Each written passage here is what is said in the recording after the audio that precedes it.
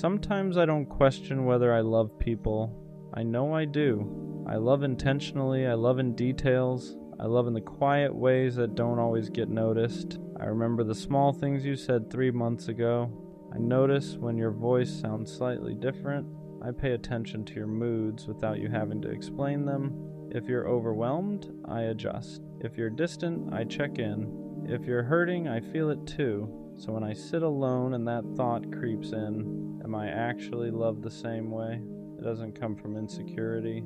It comes from imbalance, because loving someone isn't hard for me, but feeling consistently loved back, that's where it gets complicated. There's a difference between being wanted and being valued, between being chosen and being considered, between someone enjoying your presence and someone protecting your heart.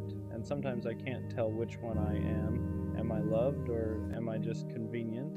Am I loved, or am I just consistent? Am I loved, or am I just the safe option, the stable one, the reliable one, the one who won't leave easily? Because people say I love you all the time, but love isn't proven in the words, it's proven in patterns. Do you show up the same way on random days, not just when you're lonely? Do you care about my emotions when they're inconvenient? Do you notice when I go quiet, or do you only feel my absence when I stop giving? That's the part nobody talks about. You can be in a relationship, you can be talking every day. You can be physically close and still feel emotionally unsure, still feel like you're giving more than you're receiving, still feel like if you stop trying so hard, everything would fall apart. And if that's true, is that love? Or is that maintenance? I don't need constant reassurance. I don't need over-the-top affection. I don't need dramatic gestures. But I need to feel secure. I need to feel like I matter when I'm not performing strength. I need to feel like I'm loved even on the days I'm quiet, tired, distant, not at my best. Because real love doesn't just enjoy you when you're easy. It stays steady when you're human. And I think that's what scares me, the possibility that I'm loved for what I provide, not for who I am, loved for my stability, loved for my patience, loved for my understanding, but not deeply studied, not emotionally prioritized, not carefully handled. And if I'm being honest, I don't want half love. I don't want to be someone's comfort without being their commitment. I don't want to be someone's peace without being their priority. So yeah, sometimes I sit with that quiet question. Am I actually loved, or am I just really good at loving others? The hardest part about questioning love is that it doesn't always come from obvious neglect, doesn't always come from cheating or lying or someone clearly mistreating you. Sometimes it comes from subtle absence, from emotional gaps you can't quite explain, from feeling like you're standing next to someone but not fully with them. Because love isn't just about presence, it's about engagement. It's about whether someone studies you the way you study them. I ask myself things like, if I stopped initiating, how long would it take for them to notice? If I didn't send the good morning text, would they send one first? If I went quiet for a few days, would they check in because they care or because they're bored? And I hate that those thoughts even exist, because when love feels secure, you don't test it in your head, you don't calculate effort, you don't keep mental score, you just exist inside it peacefully. But when love feels uneven, your brain starts tracking patterns. Who apologizes first? Who makes more time? Who adjusts more? And that's when the doubt begins. Not loud doubt, quiet doubt. The kind that sits in your chest at night. The kind that makes you reread conversations. The kind that makes you wonder if you're asking for too much or just asking the wrong person. I don't want dramatic love. I don't want obsession. I don't want someone who can't function without me.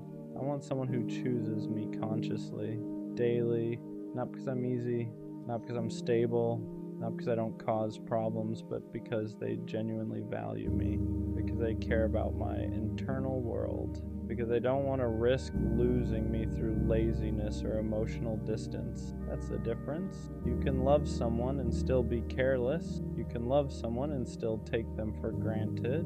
You can love someone and still assume they'll never leave.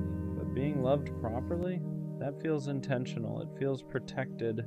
It feels like someone is actively maintaining the connection, not just enjoying it. And sometimes I wonder, if I pulled my energy back to neutral, if I stopped overcompensating, if I loved at the same level I was receiving, would it still feel strong? Or would everything start crumbling? Because if my effort is what's holding us up, that's not love, that's imbalance disguised as loyalty, and I don't want to resent someone for something I never addressed, but I also don't want to keep shrinking just to avoid conflict. I want to feel wanted loudly enough that I don't question it silently.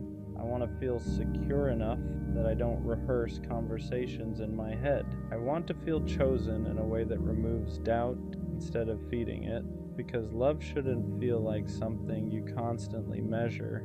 It should feel like something you rest inside, and until I can sit in it, without wondering if I matter the same way, I think that question will always echo softly. Am I actually loved, or am I just deeply loving? I think what makes this question heavy is that I don't doubt your feelings. I doubt your effort because feelings are invisible. Effort isn't. You can tell me you love me, you can say it in the right tone, you can even mean it. But love that isn't maintained eventually feels like memory, and I don't want to live off potential.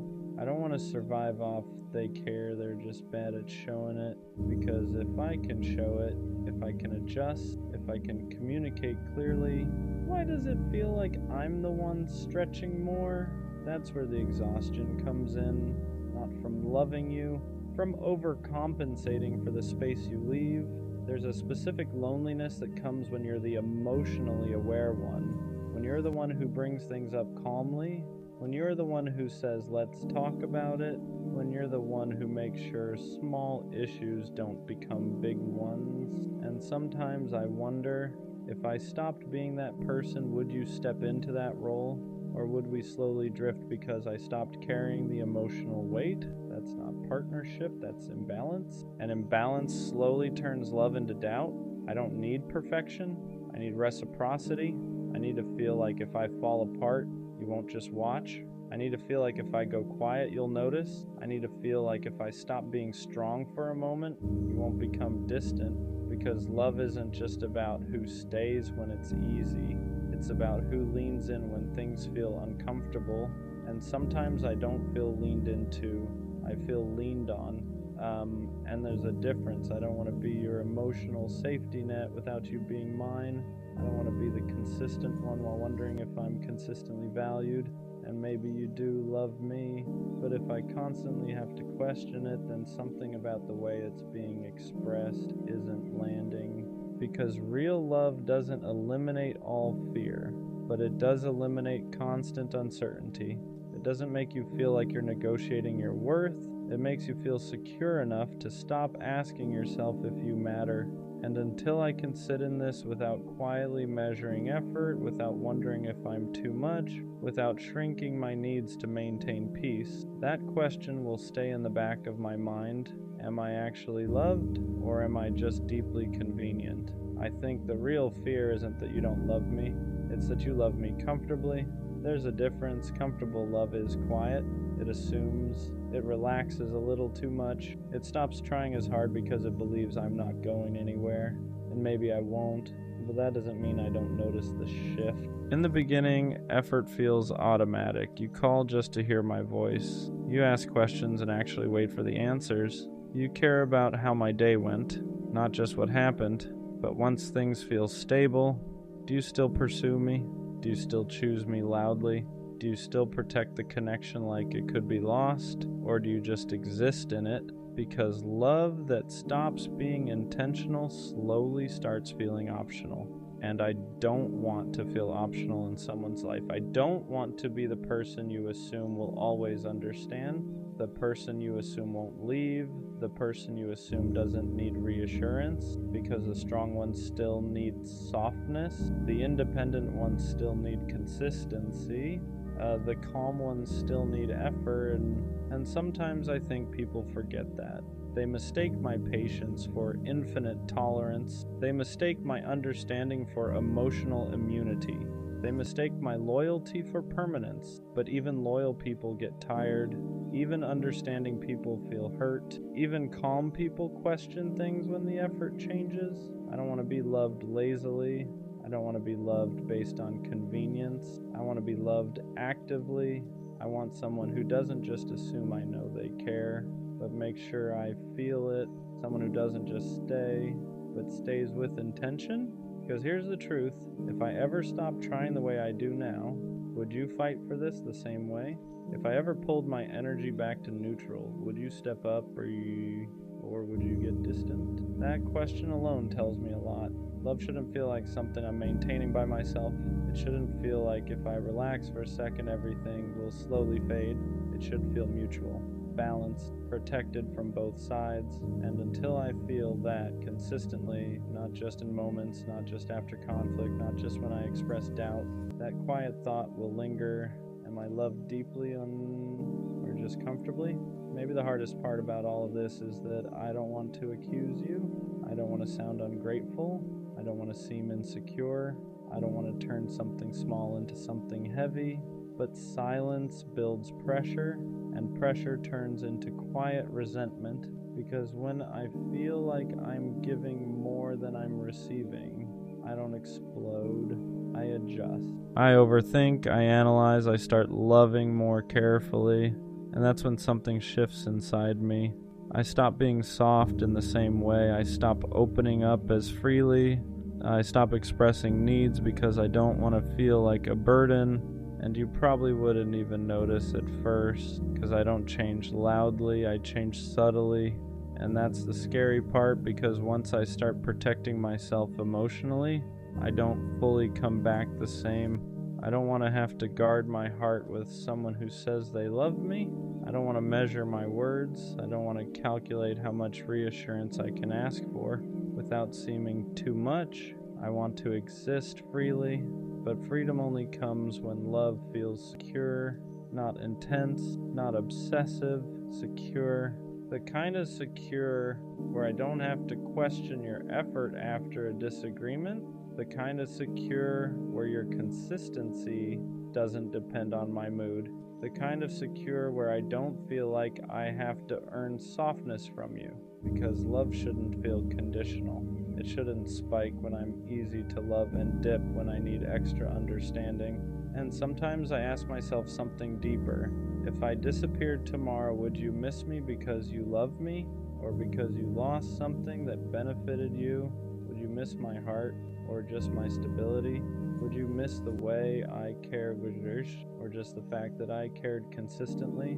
That difference matters more than people realize, because I don't want to be someone's comfort zone if I'm not also their conscious choice. I don't want to be someone's safe option if I'm not also their priority. And I don't want to keep pouring into something where I feel like I'm the emotional backbone. Love should feel like two people holding it up, not one person carrying it quietly. And until I feel that weight shared, I'll keep asking myself softly, am I actually loved, or am I just deeply dependable? I think what I've realized is this: if I constantly have to ask myself whether I'm loved, then something inside me doesn't feel safe, because real love doesn't require constant decoding. It doesn't make you sit alone at night replaying conversations. It doesn't make you question your worth after small disagreements. It doesn't make you shrink just to maintain peace. Real love feels steady, not perfect, not dramatic, steady. It feels like someone who chooses you, even when you're not at your best. It feels like someone who reassures without being forced. It feels like someone who protects your heart, like it's their responsibility too. And maybe you do love me, but if your love makes me anxious, if it makes me overanalyze, if it makes me feel like I'm asking for too much when I ask for consistency, then it's not landing the way love should, because love shouldn't make you question your value. It should reinforce it. It shouldn't make you feel like you're lucky to be chosen. It should make you feel mutually chosen. Maybe the real shift isn't asking, am I actually loved? Maybe it's asking, do I feel secure here? Do I feel prioritized? Do I feel emotionally safe? Because love isn't just something someone says. It's something you experience repeatedly. It's in the tone, the effort, the consistency after comfort sets in, the way someone handles you when you're difficult, not just when you're easy. And if I'm honest, I don't want intense love. I don't want dramatic love. I don't want love that feels like a roller coaster. I want love that makes me stop asking this question entirely. Love that's so clear, so intentional, so consistent that doubt doesn't have room to grow. Because if I'm constantly wondering whether I'm loved, then maybe I'm not asking for too much. Maybe I just haven't experienced love that makes the answer obvious. And when I do, I won't have to ask. I'll know. I don't think love works anymore. Not the way it used to. Not the way we were told it would. Because everything about it feels fragile now. Disposable. Temporary. I used to believe love was something you built and protected. Something you chose every day. Something that got stronger the more you worked through it. Now it feels like something people try on, like an outfit, like a phase, like something that lasts until it becomes inconvenient. And maybe that's just my experience talking. Maybe I'm jaded, maybe I'm tired, but it's hard not to feel this way when you've watched effort get ignored, loyalty get tested, and consistency get replaced with excitement. It feels like the people who care the most lose the fastest. The ones who communicate openly get labeled too much. The ones who stay calm get called boring. The ones who try to build something stable get overlooked for something unpredictable.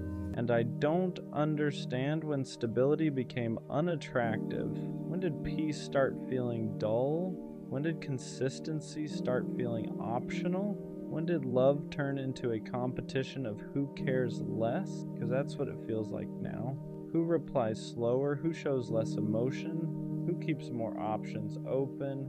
Who can detach quicker? It feels like the winner in modern love is the one who invests the least, and that doesn't make sense to me, because love was never supposed to be strategic. It was supposed to be mutual. It was supposed to feel safe. It was supposed to feel intentional. But now, it feels like leverage. It feels like power dynamics. It feels like emotional poker. And I'm tired of pretending that doesn't affect me. I don't want to play games. I don't want to pretend I don't care just to protect myself. I don't want to withhold affection just to maintain mystery. But every time I show up genuinely, it feels like I lose. And after enough losses, you start questioning the system, not yourself, the system. Because if doing things the right way keeps ending the wrong way, you start wondering if the rules changed, and maybe they did. Social media makes everyone feel replaceable. Dating apps make options endless. Attention is constant. Validation is everywhere, so commitment feels outdated. Why work through something uncomfortable when you can scroll into something new? Why communicate through confusion when you can ghost and reset? Why fix when you can replace? And I hate that mindset, but I see it everywhere. And after a while, it makes you wonder if love is even designed to last in this environment. If loyalty is rare, if depth is rare, if patience is rare. And when something is rare, it's harder to find. And when it's harder to find, you start feeling like maybe it doesn't work anymore. Not because love isn't real, but because people aren't built to sustain it. And that's the scariest thought, because I don't want to become cold. I don't want to stop believing, but I'm tired of investing in something that feels unstable. I'm tired of building just to watch it collapse. I'm tired of thinking something is solid just to realize it was temporary. And maybe love still works. Maybe it's just harder to find. Maybe it requires more maturity than most people are willing to bring. But right now, it feels broken. Not love itself, but the way we handle it. And I don't know if that's pessimism talking or experience. I think what makes me say, I don't think love works anymore isn't bitterness. It's exhaustion. Because every time I try to approach it the right way, intentional, honest, consistent, it feels like I'm bringing depth into a space that rewards detachment. And after a while, you start feeling like you're built wrong for this era. Like maybe you care too much. Like maybe you expect too much. Like maybe you still believe in something that everyone else quietly downgraded. It feels like effort used to mean something. Now effort feels risky because the more you give, the more exposed you are. And exposure in modern dating feels dangerous. The one who opens up first is vulnerable. The one who commits first is replaceable. The one who expresses feelings first is too invested. So people hold back, they ration affection, they ration honesty, they ration effort, and when both people are rationing, nothing fully forms. It becomes this half-built connection where nobody is fully in, just partially attached and partially guarded. And that's where love starts to feel like it doesn't work, because love requires surrender, not recklessness. Not obsession, but surrender. You have to be willing to be seen, willing to risk loss, willing to invest without guaranteed return. And nobody wants to do that anymore. Everyone wants certainty before commitment, proof before vulnerability, security before effort. But that's not how love works. Love is built in uncertainty. It's built in risk. It's built in choosing someone without knowing the full outcome. And we live in a time where uncertainty feels intolerable. We want options. We want backup. We want insurance. So instead of building depth with one person, we keep one foot out the door just in case. And you can't build something real with one foot already outside. That's why it feels broken. Not because love itself stopped working, but because we approach it defensively now. And I get it. People have been hurt. People have been betrayed. People have been replaced, so they protect themselves. But protection can slowly turn into detachment, and detachment kills depth. You can't love deeply if you're constantly calculating exits. You can't bond securely if you're scanning for upgrades. You can't build trust if you're always half preparing for collapse. And I'm tired of feeling like I have to adapt to that. I don't want to love strategically. I don't want to care less just to stay safe. I don't want to pretend I don't feel strongly just to avoid looking invested. But when you keep getting hurt for showing up fully, you start wondering if maybe the world rewards the opposite. And that's where the doubt creeps in. Maybe love doesn't work anymore because too many people are operating from fear instead of intention. Too many people want the feeling of love without the responsibility of it. They want butterflies but not boundaries, excitement but not effort, chemistry but not consistency, and chemistry fades without consistency. Excitement fades without stability. Butterflies disappear when there's no structure holding them, so relationships collapse, and instead of reflecting, people reset, and the cycle continues. And when you've seen that cycle enough times, it's hard not to feel like something fundamental shifted. Like the culture around love changed. Like commitment feels heavier now. Like loyalty feels optional. Like patience feels outdated. And maybe I'm wrong.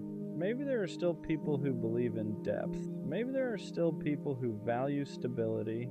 Maybe there are still people who don't treat connection like it's disposable.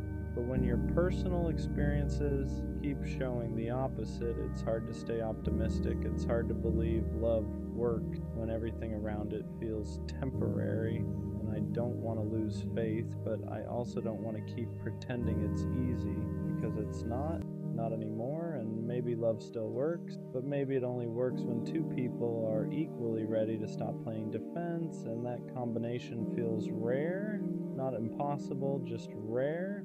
And rare takes patience, and patience feels hard when you've already invested so much of it before. So yeah, right now it feels broken. But maybe what's broken isn't love. Maybe it's how we've learned to approach it, and that might be fixable, but only if both people are willing to actually build instead of constantly preparing to leave. Maybe the real reason I don't think love works anymore is because it feels like timing is always off. You meet someone who seems aligned, you connect, you talk for hours, you feel understood, and then something small shifts. Not dramatic, not explosive, just subtle. They pull back slightly, energy changes, consistency drops, and instead of addressing it directly, things fade. That's what modern love feels like. Not endings, fading, no real closure, no real confrontation, just gradual detachment, and it leaves you questioning everything. Did I imagine the connection? Did I misread the depth? Did they ever feel it the way I did? Because when something ends without clarity, your mind fills in the blanks, and most of the time the blanks aren't kind. You start blaming yourself. Maybe I was too much, maybe I wasn't enough, maybe I moved too fast, maybe I didn't move fast enough, and that mental spiral gets exhausting. Love starts feeling like a puzzle with missing pieces. Like no matter how carefully you approach it, something unpredictable shifts. And maybe that unpredictability is what makes it feel broken, because love requires stability to grow. You can't build something meaningful on inconsistent ground. You can't plant something deep in unstable soil. And right now, everything feels unstable. People are distracted. Attention spans are shorter. Validation is constant. It's hard to compete with instant dopamine, because love isn't instant dopamine. It's slow burn. It's repetition. It's routine. It's choosing someone again and again, even when the excitement settles. And we live in a culture that constantly chases the next high. So once comfort replaces adrenaline, people confuse it with boredom. Once peace replaces intensity, people think something's missing. But peace isn't missing something. Peace is the goal. And maybe that's why love feels like it doesn't work anymore. Because people are chasing sparks instead of substance. They want fireworks every day, but fireworks aren't sustainable. They're loud, they're bright, they're temporary. Real love isn't fireworks, it's foundation, and foundations aren't flashy. They're steady, and steady doesn't trend well.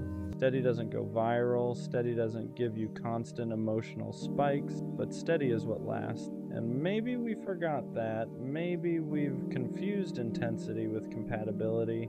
Maybe we've confused excitement with alignment. Maybe we've confused attention with affection. And when those illusions fade, people assume love failed. But maybe love didn't fail. Maybe expectations did. Still, it's hard not to feel tired, because every time you start believing in something new, you're also bracing for impact. You don't enter connections open anymore. You enter them cautiously, guarded, prepared, and the guarded energy changes everything, because love thrives in openness, and guarded hearts can't fully attach. So it becomes this cycle. People get hurt, they protect themselves, they enter something new with walls up. The connection never fully forms, it collapses. They say, see, love doesn't work. But maybe the walls are the problem. Maybe we're all trying to avoid pain so aggressively that we're also avoiding depth. And I don't know how to fix that, because I understand why people guard themselves. I do it too. After enough disappointment, you start building armor, but armor blocks connection just as much as it blocks harm. And that's the dilemma. How do you stay open in a world that keeps showing you how easy it is to be replaced? How do you trust when you've seen how quickly people move on? How do you believe in permanence when everything feels temporary? Those questions don't have easy answers. And that's why sometimes it feels easier to just say, love doesn't work anymore. Because admitting it feels broken, feels safer than admitting you're still hoping it does. And maybe that's the truth. Maybe I don't actually think love is broken. Maybe I'm just scared that I won't find someone who approaches it the way I do. Someone who values depth over dopamine, stability over sparks, consistency over chaos. Because if that kind of person still exists, then maybe love still works. It's just rare. And rare feels invisible when you've only experienced the opposite. So maybe love isn't broken. Maybe the way we approach it is. And maybe the real challenge isn't finding love. It's finding someone who isn't playing defense the whole time, because love can't work if both people are preparing for it to fail. It only works when both decide to build, not brace, and that's what I'm still trying to believe. I think what really makes me say love doesn't work anymore is how disposable everything feels. Nothing feels permanent. Not feelings, not promises, not even history. You can spend months building something with someone. Routines, memories, habits, inside jokes, and then one day it's like it never happened. They move on, they reset, they rebrand their life without you in it, and you're left sitting there wondering how something that felt so real could be treated so lightly. It makes you question whether permanence even exists anymore. Because love used to mean endurance. It used to mean working through discomfort. It used to mean fighting for connection when things got complicated. Now it feels like the moment things feel heavy, people exit. The moment conflict shows up, people reconsider. The moment effort is required consistently, people get tired, and I'm not saying everyone is like that, but it's common enough that it starts to feel normal, and when something unhealthy becomes normalized, you start adjusting your expectations, you start lowering standards without even realizing it. You start telling yourself, maybe this is just how it is now, maybe I'm expecting too much. Maybe stability is unrealistic, and that's the dangerous part, because once you start believing depth is unrealistic, you start accepting less than you deserve. You start settling for half effort, half commitment, half presence, and half love never feels secure. It feels temporary. It feels like you're constantly on probation. Like you have to maintain value instead of simply being valued, and that's exhausting. Love shouldn't feel like an audition. It shouldn't feel like you're being evaluated weekly.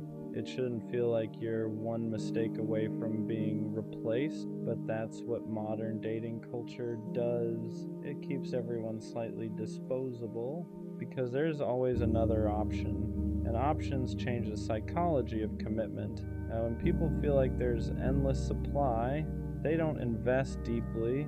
They sample, they test, they compare, they upgrade. And depth requires focus. You can't build something meaningful if you're constantly scanning the horizon. And I'm tired of feeling like depth is rare, like loyalty is rare, like emotional maturity is rare. Because if those things are rare, then sustainable love becomes rare too. And when something becomes rare, it starts feeling mythical, like a concept instead of a reality. And I don't want love to feel mythical. I want it to feel grounded, attainable, real. But it's hard to believe in that when everything around you looks temporary. It's hard to stay optimistic when you've watched people replace long-term connections in weeks, when you've seen loyalty get overlooked for excitement, when you've seen communication get labeled as too intense. It makes you question if the qualities you value are even appreciated anymore. And I refuse to become colder just to survive in this environment, but sometimes I understand why people do. Because caring fully feels risky, showing up fully feels vulnerable, and vulnerability feels unsafe when you've seen how quickly people pivot. So instead of opening fully, people guard. Instead of committing deeply, people hesitate. Instead of building, people browse. And browsing never creates attachment, it creates distraction. So maybe love doesn't feel like it works anymore, because too many people are browsing instead of building. Too many people are entertaining instead of committing. Too many people are protecting themselves instead of participating fully. And when both people are slightly guarded, slightly detached, slightly prepared to leave, the connection never roots deeply, it stays surface level. And surface level love doesn't survive pressure. It collapses the moment something real tests it, and that collapse reinforces the belief. See, love doesn't work, but maybe love isn't failing, maybe it's just not being handled properly, maybe it requires two people who are equally tired of games, equally tired of ego, equally ready to stop scanning and start building, and that combination is rare, not impossible, just rare. And when something is rare, it takes time to find. But when you've already waited, already invested, already tried, it's hard not to feel discouraged. It's hard not to say, maybe this just doesn't work anymore. Because hope feels heavy when you've carried it through disappointment repeatedly. Still, there's a small part of me that refuses to fully give up, not because I haven't been hurt, but because I know what depth feels like, and I know I'm capable of giving it. So maybe love doesn't feel broken, maybe it just feels misaligned. Maybe I haven't met someone operating at the same level yet, and maybe love only doesn't work when one person is building and the other is browsing. And next time I won't settle for someone who's just browsing, because I'm done treating love like something experimental. I want something intentional, and if that's rare, then I'll wait, but I won't pretend that what's common right now feels functional, because it doesn't, and that's why sometimes it feels broken.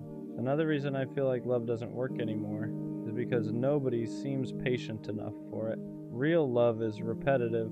It's waking up and choosing the same person on regular days, not just exciting ones. It's having conversations that aren't aesthetic. It's working through misunderstandings. It's sitting in awkward silence sometimes. It's resolving conflict instead of avoiding it. And patience feels rare now. The moment something feels complicated, people start questioning compatibility instead of questioning their communication. The moment effort feels required, people start asking if there's someone easier. The moment discomfort shows up, people confuse it with wrong person. But discomfort isn't always misalignment. Sometimes it's growth. Sometimes it's two different perspectives trying to learn each other. And learning takes time, but time feels expensive in a world where attention is cheap. It's easier to restart with someone new than it is to repair with someone familiar. It's easier to chase a fresh high than maintain steady connection. It's easier to scroll than sit, and when everything around you reinforces immediacy, patience feels outdated. But love has never been immediate. It starts fast sometimes, and sure, but it sustains slowly. And sustainability isn't exciting. It's disciplined, it's structured, it's built. And I think a lot of people want the feeling of falling in love, but not the responsibility of staying in love. Falling is automatic. Staying is intentional. Falling feels magical. Staying feels deliberate, and deliberate takes effort, and effort feels optional now. That's what makes it feel broken. Because if two people aren't equally patient, equally committed to working through friction, the relationship never stabilizes. It stays fragile, and fragile things shatter easily. Then everyone says, see, it didn't work, but maybe it didn't work because it was never given time to become strong. You can't plant something and expect it to grow overnight, but people expect emotional security immediately. They expect certainty quickly. They expect perfection early. And when reality shows flaws, they exit instead of adjusting. And after experiencing that enough times, you start questioning whether anyone actually stays long enough to build something durable. It's exhausting to be the only one willing to sit in discomfort and talk it through. It's exhausting to be the only one committed to fixing instead of fleeing. It's exhausting to feel like you're building while the other person is evaluating, and evaluation kills intimacy. Because if someone is constantly assessing whether you're worth it, they're never fully in. They're half invested, half prepared to leave. And love doesn't grow in half investment, it grows in commitment. So maybe love doesn't feel broken, maybe commitment does, maybe patience does, maybe resilience does, because real love requires all three, and without them it collapses under the weight of normal human imperfection, and humans are imperfect, always, which means love will always require forgiveness, always require communication, always require choosing someone even when it's not convenient, and if people aren't willing to do that consistently, then yeah, it starts to feel like love doesn't work anymore because nobody is sustaining it long enough to see it mature. And maturity is where love actually becomes powerful, not in the butterflies, not in the early intensity, but in the stability that comes after. And maybe we're just living in a time that glorifies the beginning but undervalues the maintenance, and maintenance isn't sexy, but it's essential. And I'm not ready to say love is dead, but I am ready to admit that patience feels endangered, and without patience, nothing lasting survives. Maybe love doesn't feel like it works anymore because nobody trusts it. Not fully, not without hesitation. Everyone says they want something real, but when something real starts forming, fear shows up faster than commitment. Fear of being replaced, fear of being cheated on, fear of being the one who cares more. fear of looking stupid. So instead of leaning in, people brace. They stay slightly detached. They keep backup options emotionally. They don't say everything they feel. They don't invest fully. And when two people are both protecting themselves at the same time, nothing deep ever roots. It becomes this cautious connection where both are waiting for the other to prove something first. Show me you won't leave. Show me you're serious. Show me I'm safe. But safety doesn't come from interrogation. It comes from participation. And participation requires risk. That's the part that feels lost now. Nobody wants to risk looking foolish for love, but love has always required that. You have to be willing to look foolish, to say I care first, to show up consistently even when you don't know the outcome, to invest without a guarantee, and guarantees don't exist. So instead of risking vulnerability, people risk nothing. They test, they observe, they calculate, they delay emotional investment until it feels secure. But emotional security doesn't grow from calculation. It grows from consistency, and consistency requires trust, and trust requires vulnerability. It's a cycle, and when one part is missing, the whole structure collapses. So maybe love feels broken because too many people are trying to feel safe before they've actually built anything safe. They want certainty before commitment, but certainty is something you earn together, not something you demand up front. And I get it. Nobody wants to be hurt again. Nobody wants to feel like the fool who cared more. Nobody wants to invest months just to be replaced in weeks. But if both people are guarding themselves at all times, love never gets a chance to breathe. It suffocates under suspicion, it weakens under ego, it dissolves under comparison, and comparison is everywhere now. We compare partners to people online, we compare relationships to curated timelines, we compare our connection to someone else's highlight reel, and comparison erodes gratitude. It makes you focus on what's missing instead of what's present, and when gratitude fades, dissatisfaction grows, and dissatisfaction looks for alternatives, and alternatives are always available now, so commitment feels heavier than ever, because staying means choosing one thing in a world full of options, and that feels scary to people who haven't learned how to be content. And that's another part of why it feels like love doesn't work, because contentment is rare, and without contentment nothing feels enough. Not the effort, not the loyalty, not the stability. There's always a what if, and what if is poison to commitment. What if there's someone better? What if I'm settling? What if this isn't the highest version of love? But love isn't about maximizing, it's about choosing. And choice requires focus, and focus requires discipline. And discipline isn't romanticized anymore. Excitement is, intensity is, instant chemistry is. But chemistry alone can't sustain anything. It ignites, it doesn't stabilize, and maybe that's why love feels like it fails. Because people confuse ignition with foundation. They fall fast, they burn bright, they collapse quickly. And then they say, see? Love doesn't work. But maybe what didn't work was patience. Maybe what didn't work was emotional maturity. Maybe what didn't work was two people being equally willing to commit without constantly scanning for something better.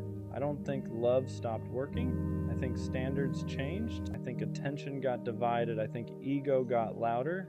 And I think fear got stronger. And fear makes people protect themselves in ways that sabotage the very thing they want. So when I say I don't think love works anymore, maybe what I really mean is I don't see enough people willing to handle it properly, because love is simple. People complicate it. Love is consistent. People are inconsistent. Love is intentional. People are distracted. And until two people show up ready to be disciplined about connection, not just excited about it, it's going to keep feeling unstable. And that's exhausting, because I don't want to approach love like a risk assessment. I want to approach it like a build. But building requires two architects, not one builder and one evaluator. And maybe that's the real challenge, not finding love, but finding someone who isn't quietly preparing for it to fail. Because love only doesn't work when someone stops working at it. and too many people stop the moment it requires effort instead of adrenaline. And I'm tired of adrenaline. I want foundation, and until I find someone who wants foundation too, it's gonna feel broken.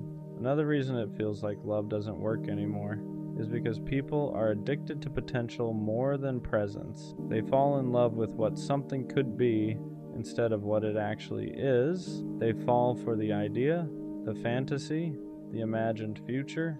But when reality sets in, flaws, habits, differences, instead of adjusting expectations, they downgrade the connection.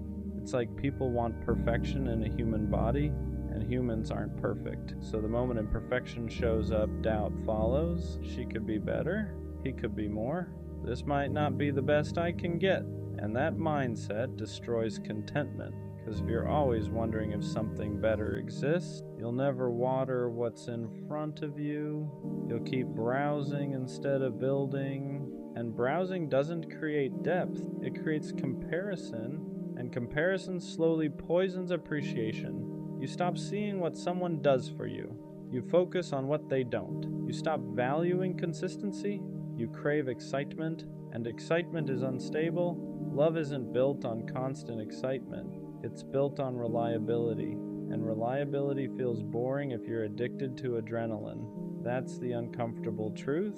Some people don't want peace. They want chaos that feels passionate. They want intensity that feels cinematic. They want love to look like a movie, dramatic, emotional, unpredictable, but real love is structured, it's routine, it's sometimes quiet, and quiet doesn't trend, quiet doesn't feel thrilling, but quiet is secure. And security is rare in a world that rewards unpredictability. So when someone gives you stability, it feels unfamiliar, and unfamiliar feels uncomfortable, and uncomfortable gets labeled as not right, so they leave, and then they chase something that feels intense again, and that cycle repeats, and every time it collapses, they say, love just doesn't work for me. But maybe it's not love that's failing, maybe it's expectations, maybe it's the craving for perfection, maybe it's the refusal to accept that long-term connection requires compromise and discipline, because compromise doesn't mean settling, it means adjusting, it means understanding that no person will check every box, it means valuing depth over dopamine. And dopamine fades, depth stays, but depth requires maturity. And maturity isn't loud, it's subtle, it's calm, it's secure enough to not constantly question whether something better exists, and that kind of security feels rare right now. It feels like people want love to feel good every second, but no connection feels good every second. There are misunderstandings, bad days, moments of frustration, and if someone expects constant emotional highs, they'll leave the moment it feels neutral. And neutral isn't bad. Neutral is stable, but stability doesn't give you butterflies, it gives you peace, and peace feels unfamiliar in a culture addicted to stimulation. So sometimes it feels like love doesn't work anymore because people don't recognize it. When it's calm, they mistake chaos for chemistry. They mistake unpredictability for passion. They mistake anxiety for attraction, and healthy love doesn't feel anxious, it feels steady. But if someone's nervous system is used to chaos, steady feels boring, and boring feels wrong, so they leave something stable for something intense. And intensity fades, and the cycle repeats, and that repetition creates the illusion that love is broken. But maybe what's broken is the way people define it. Maybe love hasn't changed, maybe we have, maybe we expect too much fantasy and not enough responsibility. Maybe we want effortless depth, but depth is never effortless. It's built, maintained, protected, and protection requires discipline, and discipline isn't romanticized anymore. But without it, nothing lasts. Well, maybe love still works, but only for people who understand that it's not supposed to feel like fireworks forever. It's supposed to feel like foundation, and foundation doesn't crumble at the first sign of imperfection. It strengthens when both people decide to reinforce it. And that's the part that feels rare, not love, but two people equally ready to treat it like something sacred instead of something optional. And until that alignment happens, it's gonna keep feeling broken. And sometimes I wonder if the reason love feels broken is because people are more afraid of vulnerability than they are of loneliness. Loneliness is uncomfortable, but vulnerability feels dangerous. Loneliness just feels empty. Vulnerability feels exposing. And exposing yourself in a world where people can replace you in days feels reckless. So instead of risking being fully seen, people present edited versions of themselves, curated personalities, controlled emotions, measured effort. And when two curated versions try to connect, the connection stays surface level, because depth only forms when masks come off. And masks are safer. Masks protect ego. Masks protect pride. Masks protect image, but masks also block intimacy, and intimacy is what makes love feel alive. Without intimacy, you're just sharing space, and shared space isn't the same as shared depth. Maybe love feels broken because nobody wants to be the first one to remove the armor. Nobody wants to be the one who says, "I care," without knowing if it'll be reciprocated. Nobody wants to look foolish, but love has always required risk. And if risk tolerance is low, depth tolerance is low too. And low depth means fragile connection, and fragile connection collapses under normal human imperfection. Then everyone says, "See, it didn't work," but maybe it never had the chance to, because it was protected too heavily. You can't build something strong if both people are guarding themselves more than they're investing. And that guarding energy feels everywhere now. It feels like people are in relationships half committed, half prepared to exit, always scanning, always evaluating, always calculating. And calculation kills spontaneity. It kills surrender. It kills the soft parts of love, because soft parts require trust, and trust requires time. And time requires patience, and patience feels scarce. So people rush into feelings but hesitate into commitment. They want intensity without obligation, connection without responsibility, attention without accountability. And that imbalance makes everything unstable, because love isn't just emotion. It's discipline, it's consistency when things feel normal. It's showing up when excitement fades, and showing up isn't glamorous, but it's powerful. And maybe we forgot that.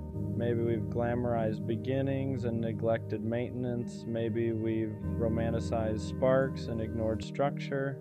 And when structure isn't present, collapse feels inevitable. So love starts to feel broken, not because it doesn't exist, but because it isn't being handled with care.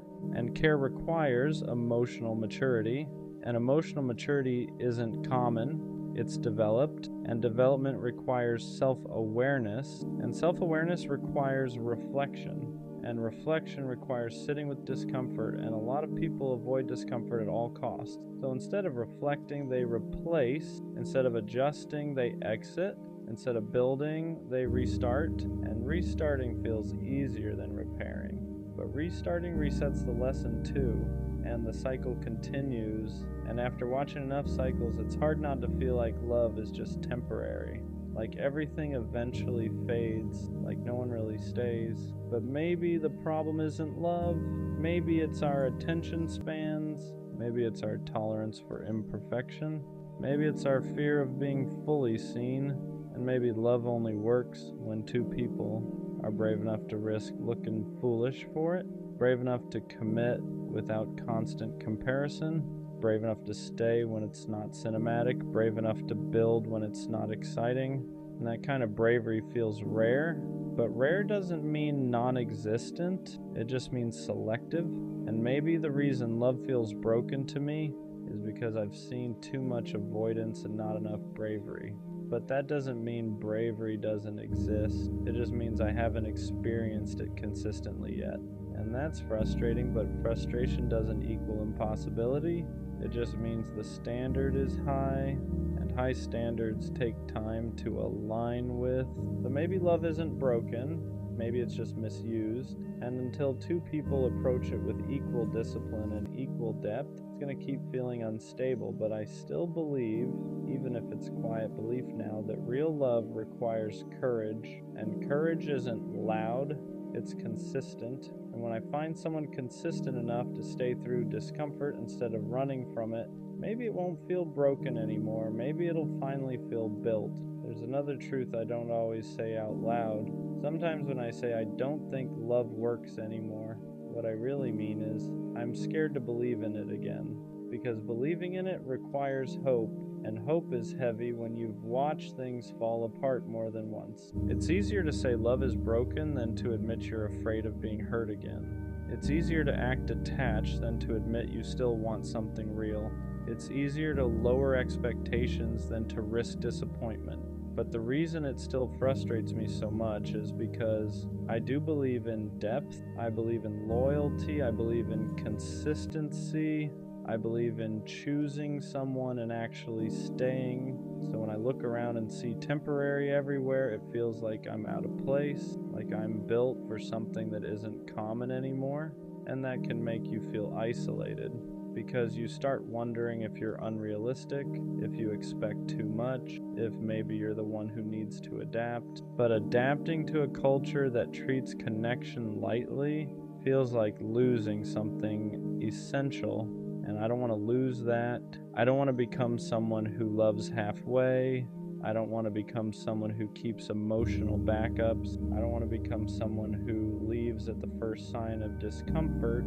But when you keep getting hurt for caring deeply, you start questioning if depth is sustainable. You start questioning if maybe emotional availability is a liability. And that's where it starts to feel broken, because when emotional maturity feels like a disadvantage, something is misaligned. If being honest gets you labeled as too intense, if being consistent gets you labeled as too predictable, if being loyal gets you taken for granted, then it feels like the traits that build love aren't valued anymore, and that's exhausting. Because I don't want to play a game where detachment wins. I don't want to pretend I don't care just to maintain power. I don't want to approach relationships strategically. I want to approach them intentionally. And intentional love requires two people who are equally committed to depth, not one person building and one person browsing, not one person healing and one person distracting, not one person fighting and one person evaluating, two people building together. And maybe that's why it feels broken, because alignment like that feels rare, not because it doesn't exist, but because it requires both people to be self-aware enough to recognize what they're building. And self-awareness takes work, and not everyone does the work. But here's something I'm slowly realizing. Just because I haven't experienced that alignment consistently doesn't mean it doesn't exist. It just means I haven't found someone operating at the same emotional frequency yet. And maybe love doesn't feel like it works because I've been encountering people who are still figuring themselves out, still healing, still exploring, still distracted, and there's nothing wrong with that. But if two people aren't equally ready, love will always feel unstable. So maybe love isn't broken, maybe timing is, maybe readiness is, maybe emotional maturity is, and that's a different problem than love itself. Because love, real love, still requires the same ingredients it always has. Trust, patience, consistency, effort, communication, choice. Those haven't changed. What's changed is how many people are willing to commit to them long term. And that's what makes it feel fragile, but fragile doesn't mean impossible. It just means selective. And maybe the reason it feels broken is because I haven't experienced the selectivity paying off yet. So do I really think love doesn't work anymore? Or am I just tired? Tired of building with people who weren't ready? Tired of investing in connections that weren't aligned? Tired of watching things collapse because one person stopped trying? Maybe what feels broken isn't love. Maybe it's my optimism. Maybe it's my patience. Maybe it's my energy. Because loving deeply takes energy.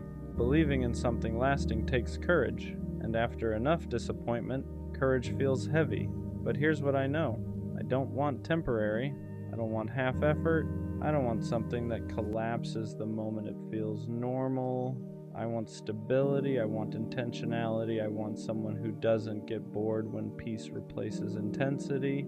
And if that's rare, then I'll accept that it's rare, but I won't accept that it's impossible because I know I exist. And if I exist, someone who still believes in depth and loyalty and consistency, then that means other people like that exist too.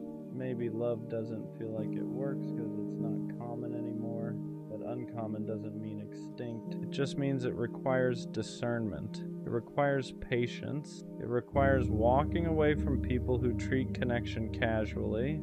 And maybe that's the real shift. Maybe love doesn't work when we try to force it with the wrong people. Maybe it only works when both people are equally disciplined about it, and discipline isn't flashy, but it's powerful. So maybe love isn't broken. Maybe it's just rare enough that you have to be selective about who you build it with. And until that alignment shows up, it's going to feel unstable. But I refuse to become cold just because it's hard. I refuse to downgrade my depth just because others operate shallow. And one day, when two people who both believe in building, not browsing, meet each other, love won't feel broken. It'll feel intentional. And intentional love, that still works. There's a point where saying love doesn't work anymore becomes less about love and more about self-protection. Because if I convince myself it's broken, then I don't have to risk it again. If I label it dysfunctional, I don't have to open up. If I tell myself everyone leaves, then no one can surprise me when they do. It becomes armor. And armor feels safer than hope. Hope requires vulnerability. Hope requires believing someone will show up differently than the last person did. Hope requires trusting that the next connection won't collapse the same way the others did. And that's hard because patterns create expectations. If you've seen inconsistency enough times, you start expecting it. If you've been replaced quickly, you start bracing for it. If you've watched effort go unmatched, you start rationing yours. And slowly, without even noticing, you stop loving the way you used to. You become careful, measured, guarded. You don't say everything you feel. You don't invest as quickly. You don't attach as deeply. And then when something ends, it hurts less, but it also meant less. And that's the trade-off nobody talks about. If you protect yourself enough, you reduce pain, but you also reduce depth. And depth is the whole point, so maybe love doesn't feel like it works anymore because I've been loving defensively. Not fully, not recklessly, but cautiously. And cautious love never fully blooms. It survives. It doesn't flourish. And surviving isn't the same as thriving. Maybe I'm not doubting love. Maybe I'm doubting whether I can afford to feel that deeply again. Because feeling deeply means risking loss deeply. And loss has weight. And carrying that weight repeatedly makes you tired. But here's the uncomfortable truth. If I stop believing in love because others mishandled it, then I let their behavior reshape my character. And I don't want that. I don't want to become someone who loves halfway. I don't want to operate from fear. I don't want to treat every new person like they're already guilty of someone else's mistakes. But healing doesn't happen instantly. Trust doesn't reset overnight. And rebuilding optimism takes time, so maybe love isn't broken. Maybe I'm just rebuilding my trust in it. Maybe what feels like cynicism is actually exhaustion. Maybe what feels like disbelief is actually disappointment that hasn't fully healed, because when I'm honest with myself, I still want depth. I still want consistency. I still want something stable and intentional. If I truly believed love didn't work anymore, I wouldn't still crave it. I wouldn't still think about it. I wouldn't still care this much. The fact that I'm frustrated proves I still believe in it. You don't get frustrated over something you've given up on. You get frustrated over something you still want, but haven't found. And maybe that's the shift. Maybe love isn't broken. Maybe my patience is just being tested. Maybe my standards are filtering out what doesn't align. Maybe every failed connection isn't proof that love doesn't work. Maybe it's proof that misalignment doesn't. And misalignment is common, but alignment is rare. and rare things take time to find. So maybe I need to stop saying love is broken. Maybe I need to say love is selective. Maybe I haven't experienced the right version of it yet, because the version I want, stable, mutual, disciplined, requires two people equally committed to depth, and depth isn't everywhere, but it exists, I exist, which means someone else like me exists too, and maybe love doesn't feel like it works because I've been encountering people at different stages of emotional maturity, different levels of readiness, different levels of self-awareness, and that doesn't mean love is dead. It just means timing matters, and readiness matters, and alignment matters. So yeah, some days it feels broken, some days it feels like effort goes nowhere, some days it feels like loyalty isn't valued, but deep down, I don't think love stopped working. I think I'm just tired of building with people who weren't built to stay. And that's different, because when two people are both ready, not just interested, not just attracted, but ready, love doesn't collapse easily. It stabilizes, it deepens, it roots. So maybe love isn't broken. Maybe it just requires the right two people at the right time. And until that alignment shows up, it's gonna feel unstable. But I'm not done believing in it. I'm just more careful about who I build it with, and that's growth.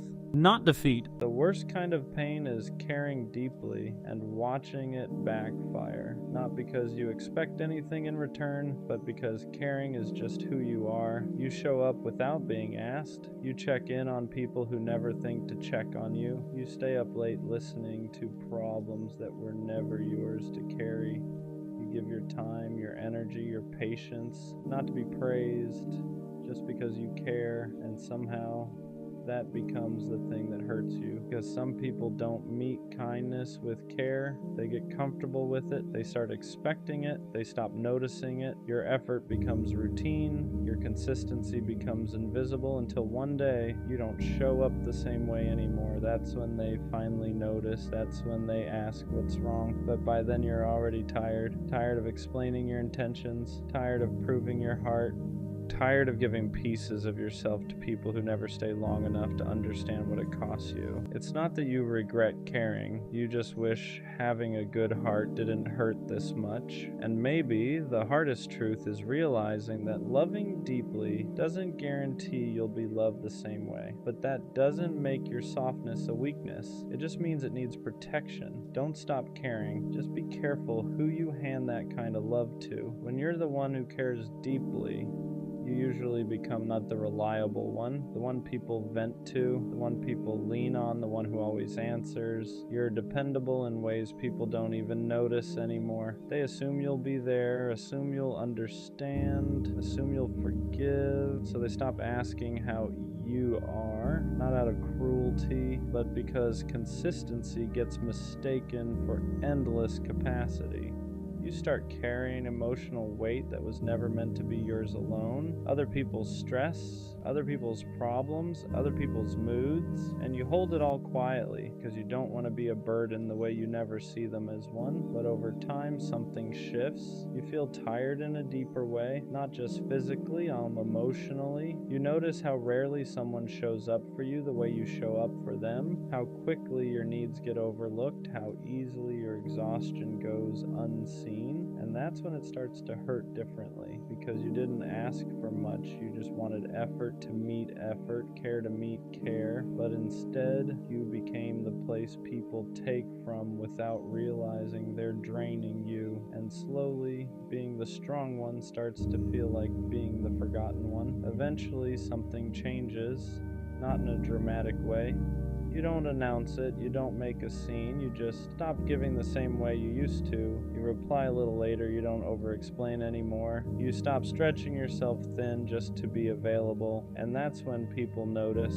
Not when you were exhausted, not when you were drained, not when you were giving everything. They notice when you pull back, Suddenly they ask what's wrong. Suddenly they feel the distance. Suddenly they miss the version of you that was always there. And that part hurts because it shows you something you didn't want to see. They didn't miss you. They missed the access. They missed the comfort you provided, the effort you gave without question, the way you made things easier for them. So when you stop showing up like that, it feels personal to them. But for you, it wasn't about punishment. It was about survival. You didn't stop caring. You just stop bleeding quietly, and realizing that is both painful and freeing because it teaches you this: anyone who only notices your absence was never really paying attention to your presence. When you finally start pulling back, the hardest part isn't the silence, it's the guilt. You feel like you're doing something wrong just by protecting yourself. You second guess every boundary. You wonder if you're being cold, if you're being selfish, if you're changing. Because when you spent your life being the one who gives, rest feels like laziness, distance feels like cruelty, and saying no feels like failure. You weren't taught how to have limits. You were taught how to endure. So the moment you stop overextending, your nervous system panics. It tells you to explain yourself, to soften it, to give just a little more so no one feels uncomfortable. But here's the truth. Boundaries don't feel good at first because you're used to being useful, not protected. You learned that love meant access, that care meant availability, that being needed was the same as being valued. So when you remove access, it feels like you're taking something away, but you're not. You're just finally keeping something for yourself. And that discomfort, that's not you doing something wrong. That's you breaking a pattern that was costing you more than you realized. People who care deeply often confuse love with sacrifice. They believe loving someone means giving more, trying harder, holding on longer than they should. They tell themselves, if I'm patient enough, they'll notice. If I stay kind, it'll balance out. If I keep showing up, it'll be worth it. But love was never meant to cost you your peace. Somewhere along the way, you learned that being good meant being accommodating, that being loving meant putting yourself last. So you stayed quiet about your needs. You ignored your exhaustion. You told yourself it wasn't that bad as long as everyone else was okay. But sacrifice without reciprocity doesn't make love deeper. It makes it heavier. Because when you're always the one adjusting, the relationship stops being shared. It becomes one-sided. And the scariest part is people can get used to that version of you. They don't ask if it's costing you anything. They just assume you'll keep paying the price until one day you realize love shouldn't feel like self-abandonment. Caring deeply doesn't mean giving endlessly, and loving someone should never require you to disappear in the process. There's a moment when something finally clicks. You get tired of proving that you're genuine, tired of explaining your intentions, tired of showing people your heart just so they can decide whether it deserves care. So you stop performing, you don't overextend anymore, you don't chase reassurance, you don't give more just to feel secure. And at first that feels uncomfortable because you're not used to being this guarded. You're used to leading with softness even when it costs you. But protecting your heart isn't the same as closing it. You're not becoming cold, you're becoming selective. You start noticing who respects your limits and who only liked you when you were endlessly available. You see who adjusts with you, instead of expecting you to bend every time, and that's when you realize something important. You don't need to prove your kindness. The right people will feel it without needing to take advantage of it. Protecting your heart doesn't make you less loving. It just means you're finally loving yourself too. Once you stop overgiving, you start noticing something clearly. Not everyone reacts the same way. Some people get uncomfortable, they push back, they ask why you're different now. They miss the version of you that gave without limits and never asked for anything back. But others adjust. They respect the boundary. They meet you halfway. They don't make you feel guilty for needing space or balance. And that difference matters because it shows you who valued you and who only valued what you provided.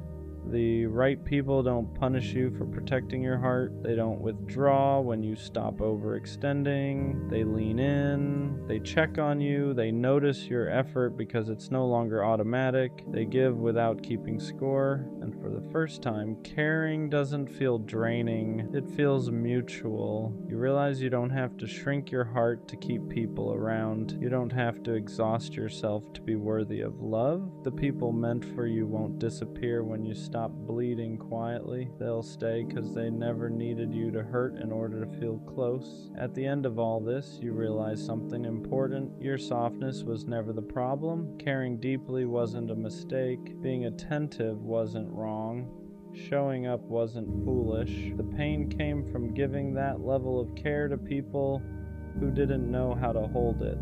Because the right people don't drain you. They don't get comfortable taking. They don't wait until you pull back to finally notice your value. They see it while you're still giving, and they give back. With the right people, your kindness doesn't become invisible. Your effort doesn't become expected. Your heart doesn't become something to manage. It becomes appreciated. You don't have to prove yourself. You don't have to overextend. You don't have to lose pieces of yourself just to stay connected. Your softness becomes strength because it's met with care, not entitlement. And that's when you understand the goal was never to stop caring. It was to stop pouring your heart into places that couldn't return it. So keep your softness. Just place it wisely, because in the right hands, your heart won't hurt this much. It'll finally feel safe. You don't chase love because you're romantic. You chase love because you don't know how to sit with yourself yet.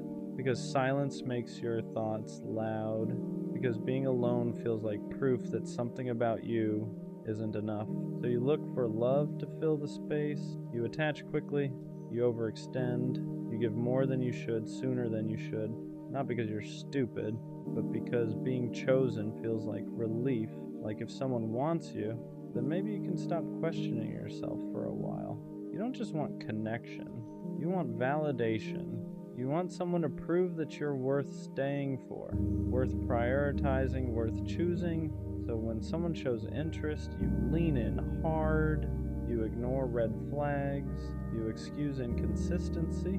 You tell yourself, if I love them better, they'll love me back. And when they pull away, it doesn't just hurt, it confirms your worst fear, that you weren't enough. So you try harder, you become more available, more understanding, more forgiving than you should be.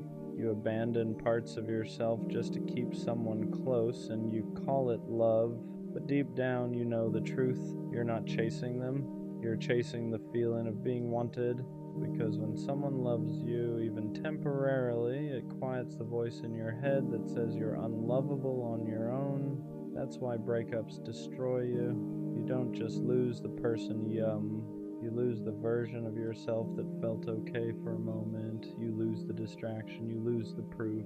You lose the illusion that someone else could fix what you haven't faced yet. And that's the part no one wants to admit. Chasing love like this isn't romance. It's avoidance. It's using someone else's attention to avoid learning how to give it to yourself. Because loving yourself is harder than loving someone else. It means sitting with your flaws without asking someone to overlook them.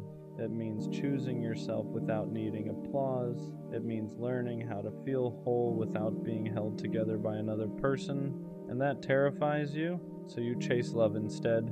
But here's the shift, the part that hurts before it heals. The moment you stop chasing love to fill the emptiness, you start attracting it from a different place. Not desperation, not fear, not self-doubt, but choice. Because real love doesn't arrive to save you.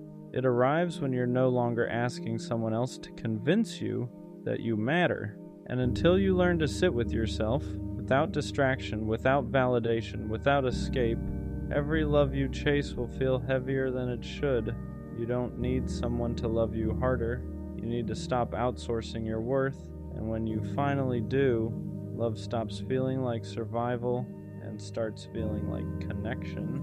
You don't chase love because you're passionate. You chase it because being alone feels unbearable. Because when things get quiet, your thoughts get loud, and they don't tell you kind things. So you look for someone else to sit in that space with you, to distract you, to validate you, to make you feel wanted enough to forget how little you feel about yourself.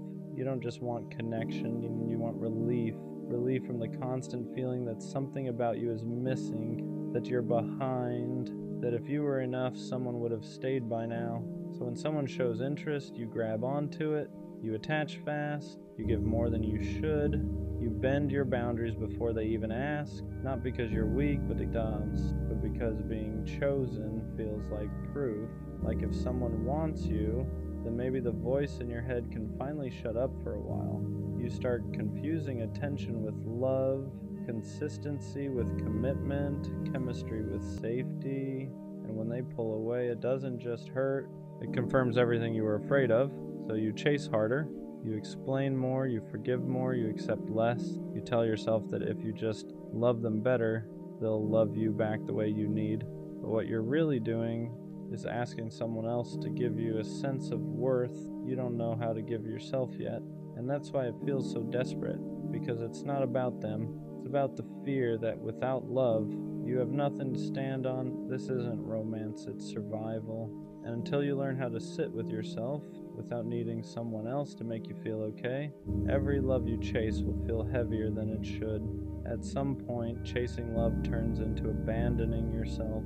You stop asking what you need and start asking what they want, how much space to give, how much to hold back, how to be easier to stay with. You shrink in small ways at first. You don't bring things up because you don't want to seem difficult. You accept less effort because at least they're still here. You tell yourself you're being understanding when really you're being afraid that if you ask for more, they'll leave. So you adapt, you become more available than you should, more forgiving than is healthy.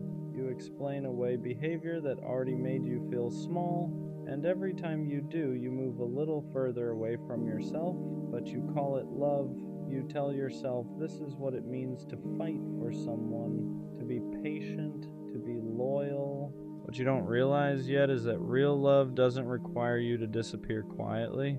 The reason chasing feels exhausting is because you're running from your own emptiness. You're hoping someone else will choose you loudly enough to silence the doubt inside you. So when they pull back, your anxiety spikes, you replay conversations, you blame yourself, you look for ways to fix it, not because you were wrong, but because you're terrified of being left alone with yourself again. And that's the cycle. The more you chase, the more you lose your footing. The more you lose yourself, the more you need them to feel okay. That's why it hurts so much. Not because they were everything, but because you made them responsible for holding you together. And no one can carry that forever. This is the part people avoid talking about. Chasing love like this doesn't mean you care deeply. It means you don't feel grounded without external validation. And until you learn how to stand on your own, how to sit with yourself without needing to be chosen, love will keep feeling like something you have to earn instead of something you share. When you chase love from a place of emptiness, you don't attract people who pour into you. You attract people who take, not always intentionally, not always maliciously, but people who sense, even subconsciously, that you're willing to overgive just to stay connected. They feel how flexible you are, how much you're willing to adjust, how far you'll bend before you break. So they let you. They accept your effort without matching it. They enjoy your presence without committing to it. They keep you close enough to benefit from your care, but far enough to avoid responsibility. And because you're chasing, you don't question it at first. You tell yourself this is just how relationships work, that love takes patience, that maybe they just need time. But deep down, something feels off. You're always the one checking in, always the one clarifying, always the one trying to fix the distance that keeps appearing out of nowhere. And instead of asking why they're inconsistent, you ask what you did wrong. That's the trap. Chasing love trains you to blame yourself for other people's lack of effort. You start believing that if someone isn't choosing you, it's because you didn't love them well enough. So you try harder.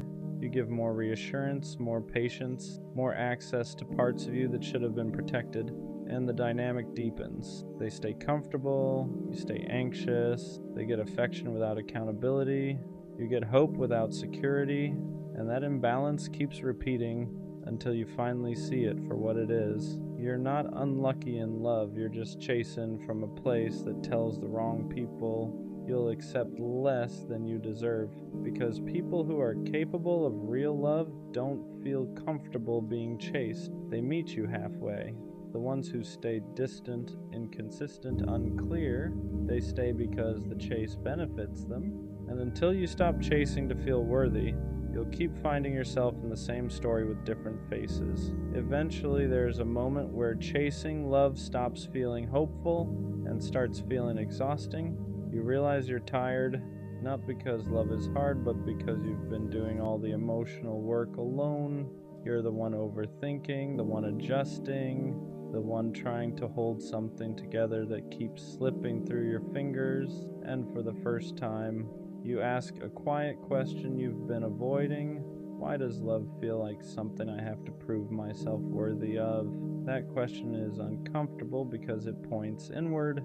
It forces you to see that chasing love has been a distraction, a way to avoid sitting with yourself, a way to avoid asking why you don't feel enough without someone choosing you. Because as long as you're focused on them, their mixed signals, their distance, their inconsistency, you don't have to face the emptiness underneath. You don't have to ask why you're afraid of being alone, why validation feels necessary, why rejection feels like confirmation instead of redirection. So you keep chasing, but here's the truth that hurts before it heals. Chasing love delays self-healing. Every ounce of energy you spend trying to be chosen is energy you're not spending, learning how to choose yourself, and that's why nothing ever feels settled, because no matter who you're with, you're still looking to them to fix something they didn't break. They can't give you security you haven't built internally. They can't love you into self-worth. They can't silence the doubt that existed before they arrived. And once you see that, chasing loses its appeal, not because you stop wanting love, but because you realize love isn't supposed to feel like survival. It's supposed to feel like addition, not rescue. And the moment you stop running from yourself is the moment the chase starts to lose its power. Learning how to sit with yourself is the hardest part of this whole process, because when you stop chasing love, there's nothing left to distract you. No text to wait for, no signals to decode, no person to center your emotions around, just you. And that's when everything you've been avoiding comes to the surface. The insecurity you buried under effort, the loneliness you masked with attachment, the belief that without someone choosing you, you don't really matter. It feels uncomfortable at first, almost unbearable. You reach for your phone instinctively. You miss the chaos, you miss feeling needed, because chasing gave your pain direction, it gave your emptiness a target. Now there's nowhere to run. And this is where most people go back. They re-enter old dynamics, text people they shouldn't, lower their standards just enough to feel wanted again, not because they're weak, but because sitting with yourself requires honesty. It forces you to see that no one abandoned you the way you've been abandoning yourself. Every time you chased someone who was unsure, you told yourself your needs could wait.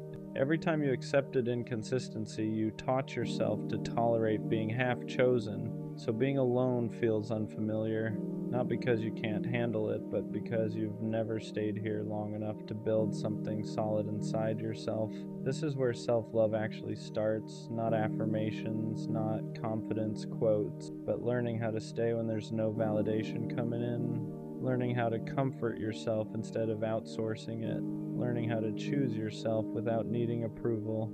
And slowly, something shifts. You stop craving attention. You stop confusing intensity with connection. You stop chasing people who feel familiar for the wrong reasons. Because now, you're no longer running from yourself. And when you stop doing that, love stops feeling like something you need to survive. When you finally start building self-love, the chase doesn't just slow down. It feels wrong. You notice it first in small ways. The anxiety doesn't hook you the same. Inconsistency doesn't feel exciting anymore. It feels draining. People who once felt magnetic now feel loud, unclear, unsafe, and that confuses you because for so long, chaos felt like chemistry. You were drawn to people who kept you guessing because guessing felt familiar, because uncertainty mirrored how unsure you felt about yourself. But now that you're learning how to stand on your own, that dynamic stops working. You don't feel the urge to prove yourself anymore. You don't feel the need to over-explain your worth. And suddenly, chasing feels humiliating, not because you're above it, but because you're finally grounded enough to feel how one-sided it always was. You start wanting different things: clarity instead of sparks, consistency instead of intensity, presence instead of pursuit. You want to be met, not chased or chasing. And here's the part people don't expect. Self-love makes some connections fall apart. People who benefited from your overgiving feel the shift immediately. They sense you're no longer bending, no longer available on demand, no longer trying to earn their attention, and some of them leave. Not because you changed for the worse, but because the version of you that chased them is gone. That can hurt, because even when you're healing, loss still feels like loss, but this time it doesn't destroy you, because you're no longer tying your value to someone else's choice. You understand something now. Love that requires chasing is love that feeds on insecurity, and love that's healthy doesn't need pursuit to survive. It shows up, it stays, it chooses you without being convinced. And the more you learn how to love yourself quietly, consistently, honestly, the less tolerance you have for anything that makes you feel like you need to beg to belong. When the chasing finally stops, a new fear shows up. Not the fear of being alone, but the fear of trusting love again without desperation. Because now you're calmer, more grounded, less reactive, and that feels unfamiliar. You're used to love coming with anxiety, with overthinking, with that constant urge to secure someone's attention before it disappears. So when things are steady, part of you doesn't know what to do. You wait for the other shoe to drop. You look for signs something is wrong. You brace yourself for distance that never comes, because chaos used to feel like proof that something mattered. Now peace feels suspicious. You're not chasing anymore, but you're still learning how to receive, how to let someone show up without questioning why, how to accept consistency without trying to earn it. And that's harder than it sounds, because chasing trained you to believe love had to be worked for, that if you weren't doing something, fixing something, proving something, it wouldn't last. So when someone meets you without needing to be convinced, your instinct is to pull back, not because you don't want it, but because you're afraid of trusting something that isn't fueled by fear. This is the quiet stage of healing, where you're not running anymore, but you're not fully relaxed either. You're learning that love doesn't have to feel urgent to be real, that being chosen calmly is still being chosen, and slowly you start letting yourself believe it. You stop checking for exits, stop rehearsing disappointment, stop preparing for abandonment that hasn't happened, because for the first time, you're not chasing to feel worthy.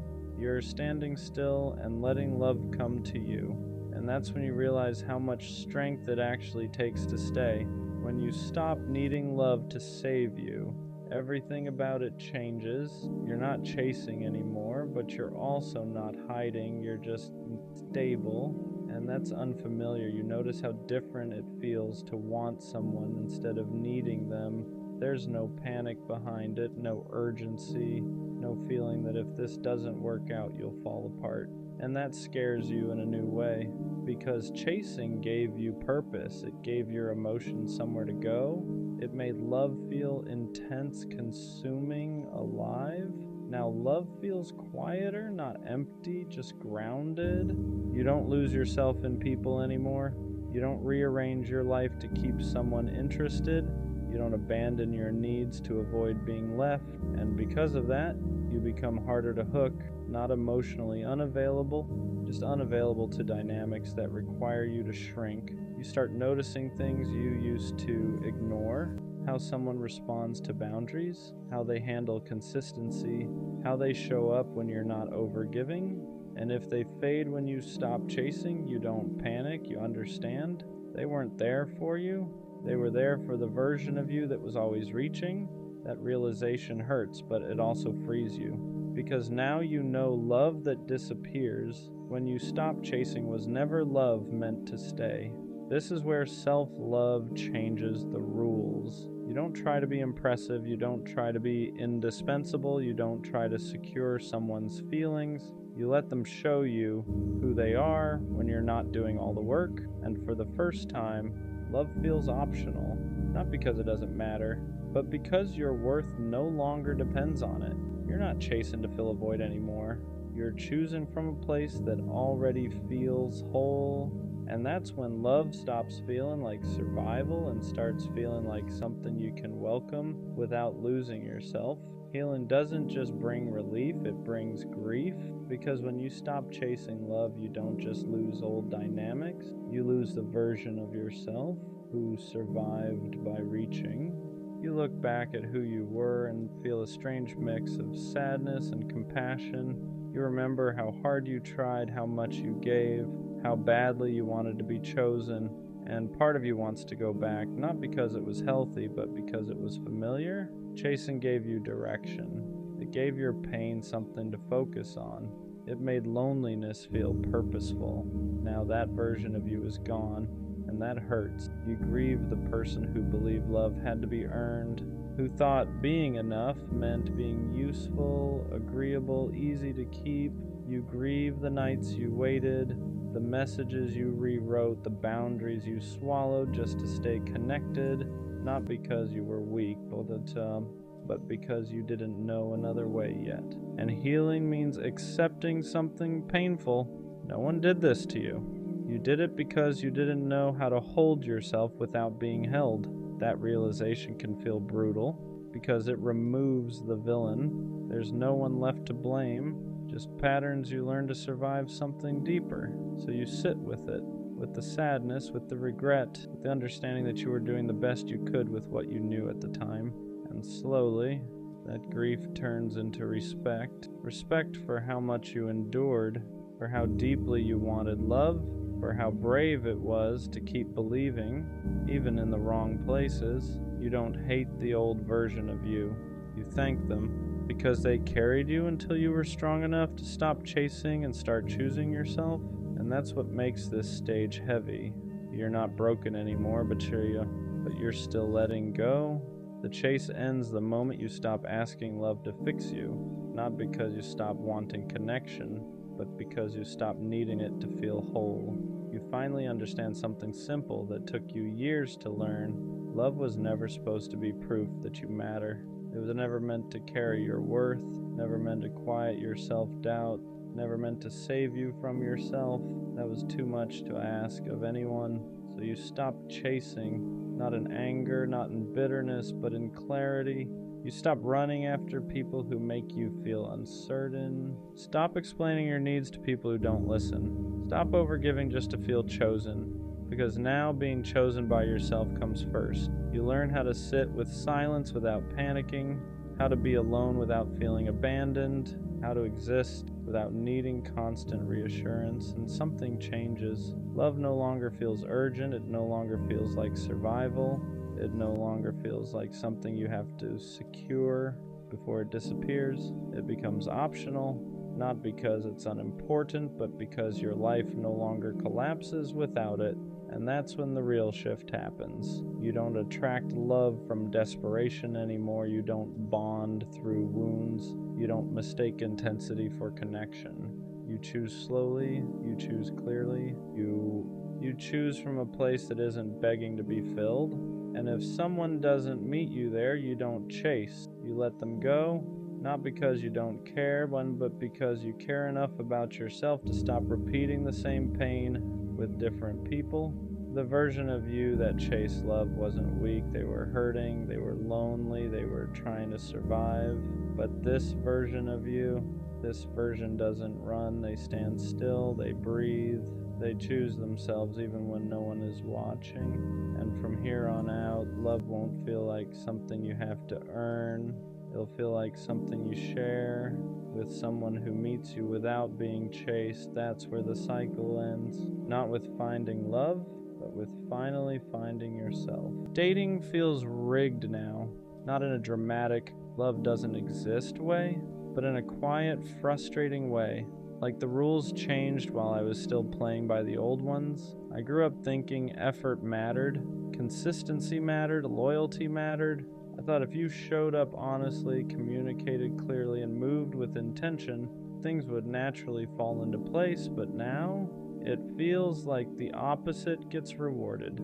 The emotionally unavailable ones get chased. The inconsistent ones get excused. The ones who barely text back somehow stay mysterious. And the ones who actually try, they're too available. It's like showing effort is unattractive now. Like caring too much is a flaw. And that messes with your head.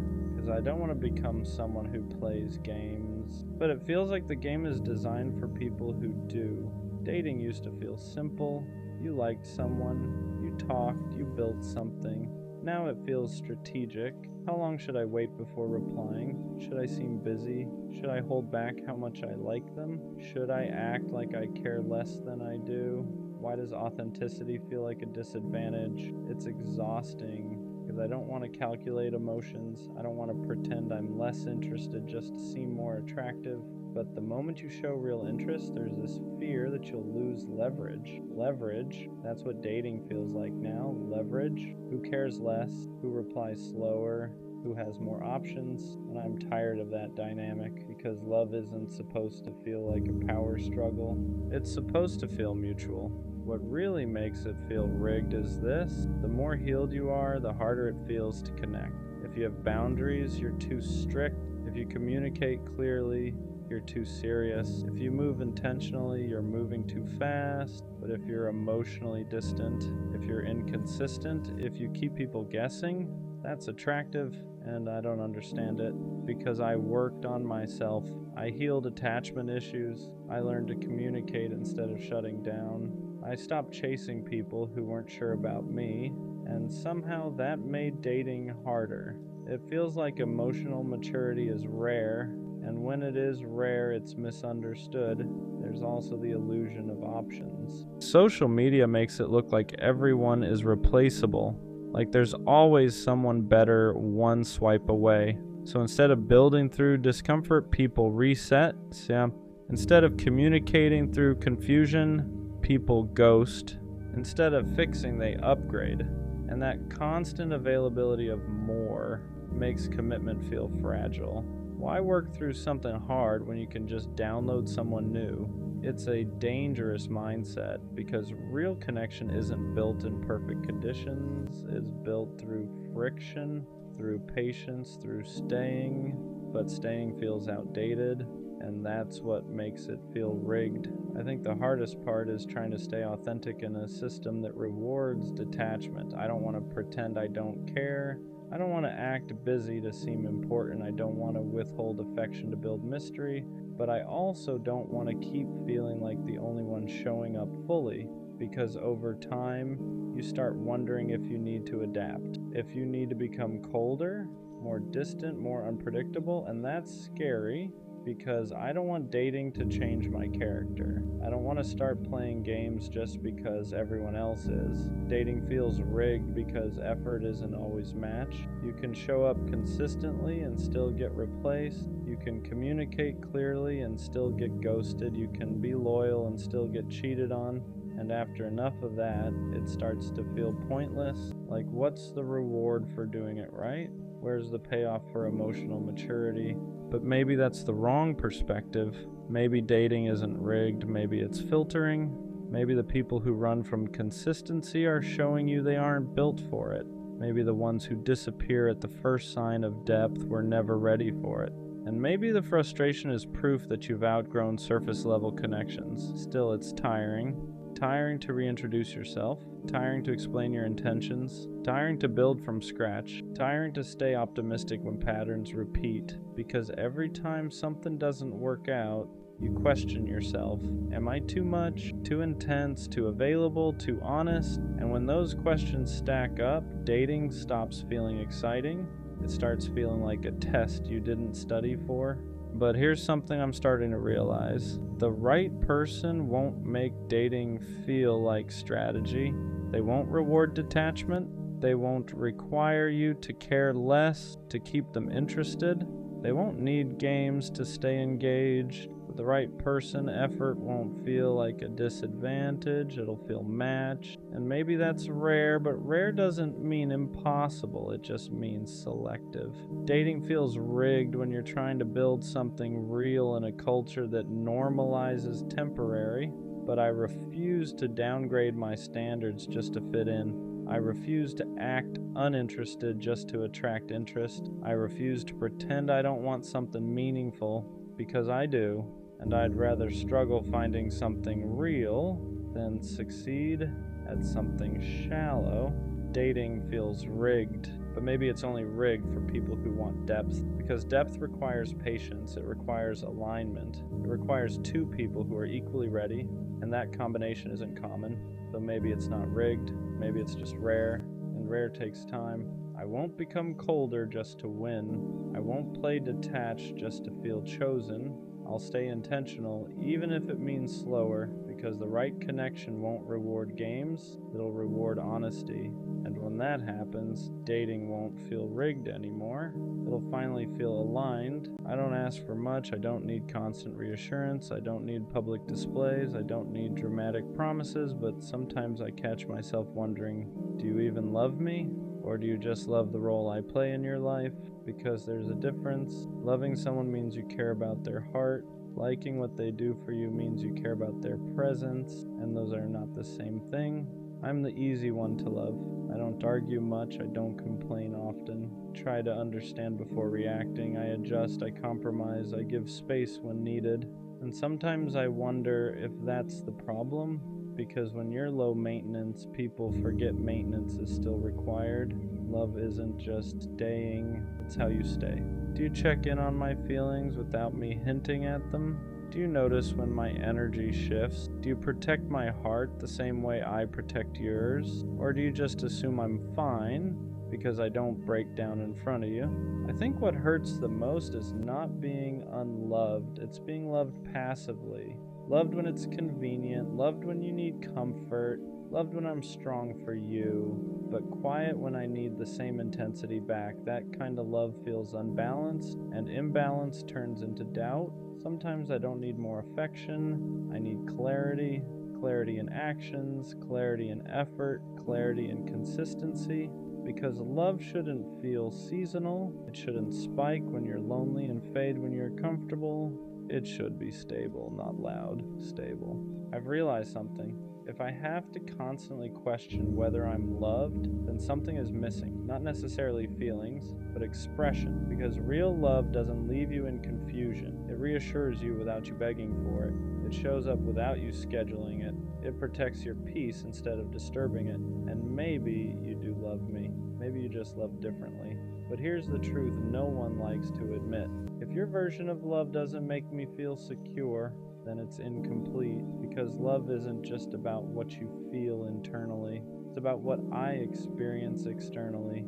I don't want to beg to feel valued. I don't want to explain why consistency matters. I don't want to teach someone how to treat me with care. If I have to convince you to show up for me properly, that's not partnership, that's negotiation. And love shouldn't feel like negotiation. The scary part is this: I don't want to lose you, but I also don't want to stay somewhere where I feel half-chosen. Because half-love is heavy, it keeps you close enough to hope, but far enough to doubt, and doubt slowly eats at your confidence. So do you even love me? Maybe the better question is, do I feel loved consistently? Do I feel prioritized, protected, considered? Because love shouldn't feel like a mystery. It shouldn't feel like something I have to decode. If I'm loved, I should know. Not because you say it once, but because you show it daily.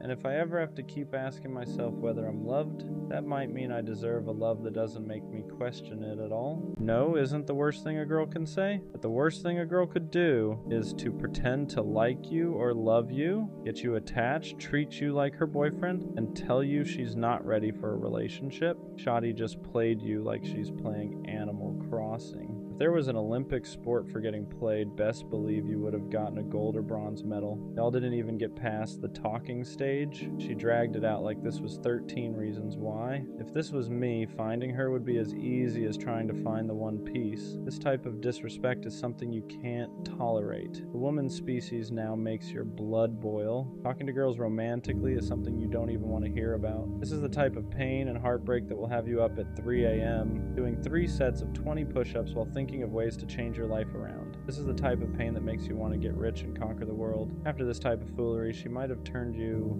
nonchalant. Now every girl you meet after her suffers. It's like she broke the way you loved and trusted. This is honestly most of us guys' lore. A lot of us aren't born nonchalant. It's usually someone who makes us feel that we need to be this way to protect ourselves from the way we were once hurt. This is why I always say don't give away your love and your heart too soon. Then it could all be a game of poker, and these girls are waiting for you to show your hand so they can crush you and take you for everything you have. After that kind of situation, you don't just move on like nothing happened. People act like you can just charge it to the game, but that game took something from you. It took the version of you that believed words matched actions. It took the version of you that assumed consistency meant interest, that effort meant intention. And once that's gone, it doesn't come back easily. You start noticing the shift in yourself. You don't text first as much anymore. You hesitate before opening up. Compliments feel suspicious. Affection feels temporary.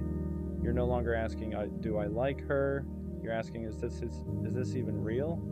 And that question follows you into every new connection, even with people who haven't done anything wrong. That's the unfair part. One person plays with your feelings, and suddenly everyone after them has to deal with the damage. You become guarded, distant, almost emotionally lazy, not because you don't care, but because caring once cost you too much. You learn that giving your heart too early can turn into a lesson you never asked for. And late at night, that's when it really hits. When the distractions are gone, when you're alone with your thoughts, that's when the anger shows up, not just at her, but at yourself, for ignoring the red flags, for believing potential instead of patterns, for staying when deep down something felt off. That anger fuels change, but it can also harden you if you're not careful. A lot of guys turn that pain into motivation. Gym sessions at ungodly hours, obsessing over goals, wanting to level up in every area of life. And while growth is good, it's important to recognize where it's coming from. Are you improving because you want more for yourself? Because you're trying to prove you were worth choosing? That experience becomes part of your story, your lore, not to victimize you, but to explain why you move the way you do now, why you don't fall as fast, why you keep your guard up, why you test people before trusting them. You weren't born this way. Someone taught you to protect yourself, and the real lesson isn't to stop loving. It's to stop giving your heart to people who haven't earned access to it yet. What really messes with you is realizing she probably didn't think it was that deep. To her, it was just talking, just vibes, just something to pass the time. But to you, it was hope. It was imagination. It was planning things in your head you never even said out loud. And that imbalance is where the damage happens. One person is casually passing time, the other is slowly building attachment. You replay moments looking for answers.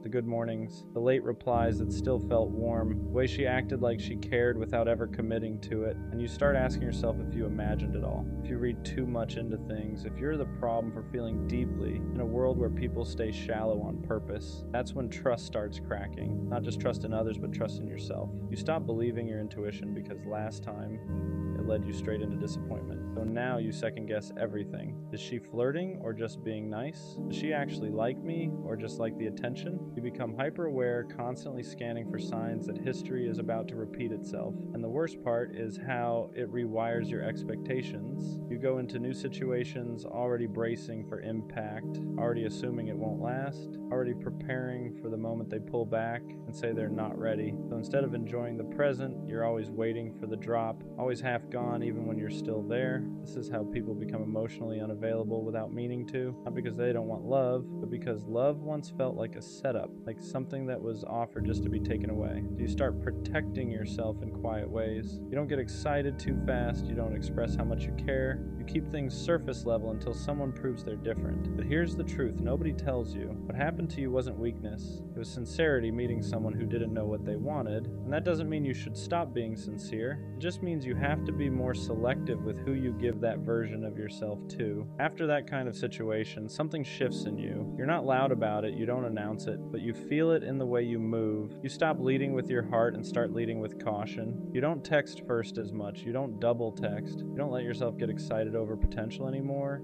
You tell yourself it's maturity, but deep down, it's fear wearing a calmer face. You start believing that caring less is safer, that being detached is smarter, that if you never let anyone get too close, they can't pull the rug from under you again.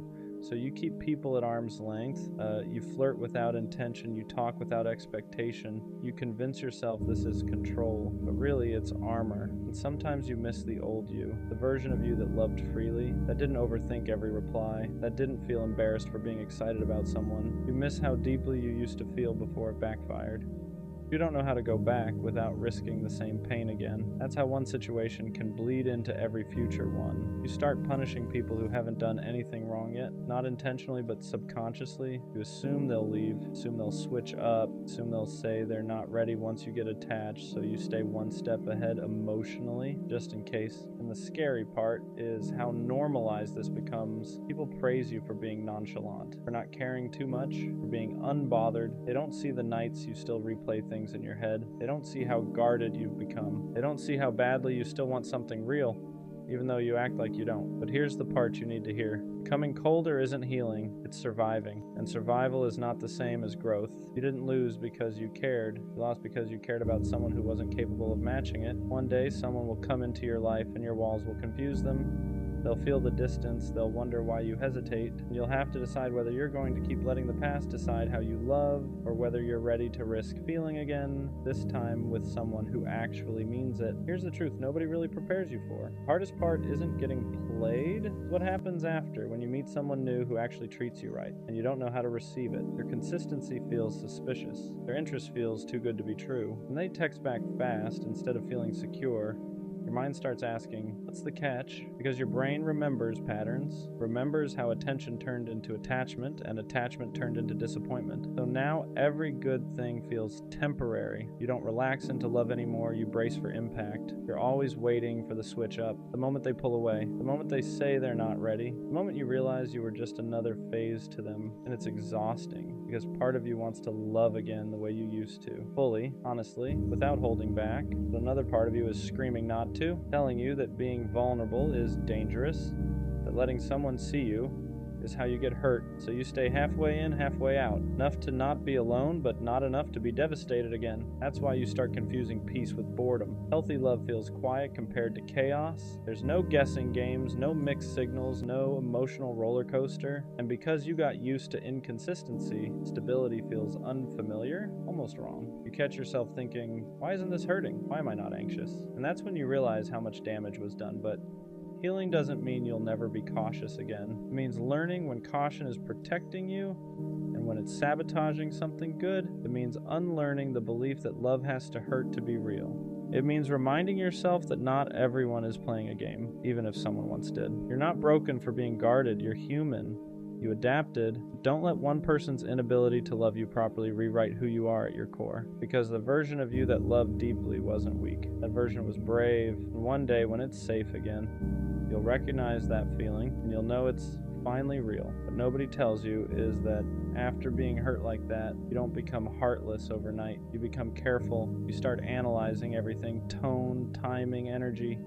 You replay conversations in your head, not because you're obsessed, but because you're trying to protect yourself from ever feeling that stupid again. You promise yourself you'll never miss the signs next time. So when someone new comes around, you don't jump in. You test the waters. You pull back just to see if they'll step forward. You stop texting first, not because you don't care, but because you're scared of caring more again. You don't want to be the only one invested. You don't want to be the one waiting ever again. And sometimes that defense mechanism costs you something real. The person in front of you isn't the one who hurt you. They're not playing games. They're not keeping you around for attention. They're just trying to get to know you, but your heart doesn't know the difference yet. It's still in survival mode. You might even catch yourself pushing them away emotionally, acting distant, acting unbothered, acting like you don't care as much as you actually do, because caring openly once led to pain, and you don't want to relive that lesson. You tell yourself you're just being smart now, more mature, more controlled. Deep down, There's a part of you that misses loving without fear, and that's the conflict. You want connection, but you don't want to bleed for it. You want intimacy, but only if it doesn't cost you your peace. So you move slow, you keep walls up, you tell yourself if it's meant to be, they'll stay. And if they leave, at least you didn't give them everything. Just know this. Healing isn't about rushing back into who you were before. It's about choosing who you want to be now. Someone wiser, someone more aware, but still open, still capable of real love. Because the goal was never to become cold, it was to stop giving your warmth to people who couldn't handle it. Here's the truth. Most people never say out loud. Becoming guarded doesn't mean you lost your ability to love. It means you finally learned your worth. There's a difference. You didn't harden because you're bitter. You hardened because you had to survive something that broke you when you were genuine. You remember how freely you used to give, how you didn't hesitate, how you showed up with your whole chest. No hesitation, no backup plan. You didn't measure effort, you didn't keep score, you just loved. And when that got taken advantage of, it didn't just hurt your heart, it shook your identity, it made you question if being that open was a mistake. So now you hesitate, you don't open up right away, you don't trauma dump, you don't promise things too early. You don't let people know how deeply you feel until they've proven they're safe. And that's not weakness, that's discernment, that's growth. But sometimes people misunderstand that version of you. They call you distant, nonchalant, emotionless. They don't see the emotional discipline it took to become this way. They don't see the nights you had to teach yourself how to let go, how to sit with silence, how to stop chasing explanations that were never coming. And yeah, it gets lonely sometimes because not everyone has the patience to get past your walls. Not everyone understands that consistency matters more to you now than words. That effort means more than promises. That actions are the only language you really trust. The right person won't rush you. They won't demand access to parts of you they haven't earned. They won't punish you for protecting yourself. They'll understand that loving you means moving at your pace, showing up even when you don't ask, being steady when you're cautious. You're not broken. You're recalibrated. You didn't lose your softness. You just learned to aim it better. And one day, when someone proves they can handle your heart without hurting it, you'll feel it, because you'll want to open up again. Not out of fear of losing them, but because it finally feels safe to stay. What people don't realize is that the walls you built weren't meant to keep love out. They were meant to keep the wrong people from walking in and wrecking everything again. You didn't wake up one day and decide to be distant. You became distant after explaining yourself one too many times to people who never listened, after forgiving things you never should have had to forgive, after loving someone who treated your heart like something disposable. There was a version of you that believed effort would always be met halfway, that if you just loved harder, communicated better, stayed patient longer, things would work out. And when that belief collapsed, it didn't collapse quietly, it shattered, because you weren't just mourning a person, you were mourning the version of yourself that thought love was always safe. So now you watch patterns, you notice energy shifts, you pay attention to how people show up when it's inconvenient, not when it's easy. You don't get attached to potential anymore. You don't romanticize promises. You wait to see if words and actions line up, and if they don't, you detach without explaining yourself the way you used to. Some people call that cold, but it's not. It's clarity. You're tired of giving the benefit of the doubt to people who already showed you who they were. You're tired of staying loyal to people who only kept you around when it benefited them. You're tired of feeling stupid for caring too much, so you stopped overextending. You stopped proving. You stopped begging to be chosen. And yeah, sometimes you miss how deeply you used to feel. Sometimes you miss how excited you got, how hopeful you were. But you also remember the crash, the nights you questioned your worth, the way your chest felt heavy for weeks, the way you blamed yourself for someone else's inability to love you properly. That's why you don't rush now. That's why you don't fall fast. That's why you protect your peace like it's sacred, because you know what it costs to rebuild yourself from emotional ruins. And the truth is, the right person won't see your caution as a flaw. They'll see it as proof that you value yourself. They'll be patient enough to earn your trust, consistent enough to soften your guard, safe enough to remind you that not everyone comes to take. You're not afraid of love, you're afraid of losing yourself again. And that fear makes sense. Here's the part nobody tells you when you go through something like that. The fact that you're guarded now doesn't mean you're broken. It means you survived, it means you learned, it means you finally stopped pouring yourself into people who treated your heart like something they could pick up and put down whenever they felt like it. You didn't lose your ability to love. You just stopped giving it to people who didn't know how to hold it. Deep down, that soft version of you still exists. The one who loves deeply, the one who shows up, the one who means what they say and stays when things get uncomfortable. You didn't kill that part of yourself. You just hid it. You locked it away until someone proves they're safe enough to see it again. And that's growth, because love isn't about giving everything immediately anymore. It's about watching how someone treats your time, your effort, your vulnerability. It's about noticing if they stay consistent when there's nothing to gain, if they choose you when it's inconvenient, if they respect your boundaries instead of testing how far they can push them. You're not asking for perfection now. You're asking for honesty, for effort that doesn't disappear, for reassurance that doesn't feel forced, for a connection that doesn't make you feel anxious, confused, or small. And the right person won't make you feel like you have to guard yourself forever. They won't rush you. They won't pressure you to open up faster than you're ready. They'll understand why you hesitate, why you question, why you move slower than before, because they won't see your past as baggage. They'll see it as context. One day, someone will come into your life, and instead of triggering your fears, they'll quiet them. Instead of making you overthink, they'll bring peace. Instead of making you feel like you have to protect yourself, they'll make you feel protected. Until then, it's okay to choose yourself. It's okay to walk away faster. It's okay to protect your heart. You're not cold. You're not heartless. You're just done bleeding for people who never planned to stay. And when love comes again, it won't break you, because this time, you know your worth. I'll be gone one day. Not in a dramatic way. Not as a threat. Not as a goodbye. Just as a fact. One day, I won't be this accessible. I won't be this available. I won't be this version of me. And sometimes I wonder, will people notice? Will they realize what I carried, what I gave, what I stayed through? Or will it only make sense when I'm not around to do it anymore? It's strange feeling invisible while you're still here. You show up, you check in, you stay consistent, you carry conversations, you give effort, you hold things together quietly, but it feels expected, like your presence is normal, like your loyalty is assumed, like your effort is just background noise. And that's when the thought creeps in. If I stopped doing this, if I pulled back, if I disappeared, would anyone feel the shift? Or do people only realize what you meant after you're no longer there to give it? Being the strong one rarely gets applauded. You're the one people vent to, the one who keeps it together, the one who doesn't break down publicly. So they assume you're fine. They assume you don't need reassurance, don't need checking in, don't need to be chosen loudly, because you've trained everyone to see you as stable. But strength can be lonely, carrying everyone else's emotions while quietly managing your own, smiling through things you never fully process. And sometimes you think, if I ever stopped being the strong one, would anyone know how to hold me? Or would they only realize what I was carrying after I put it down? There's a quiet exhaustion that comes with always being dependable. You don't cancel, you don't disappear, you don't make people question where they stand with you. You're solid.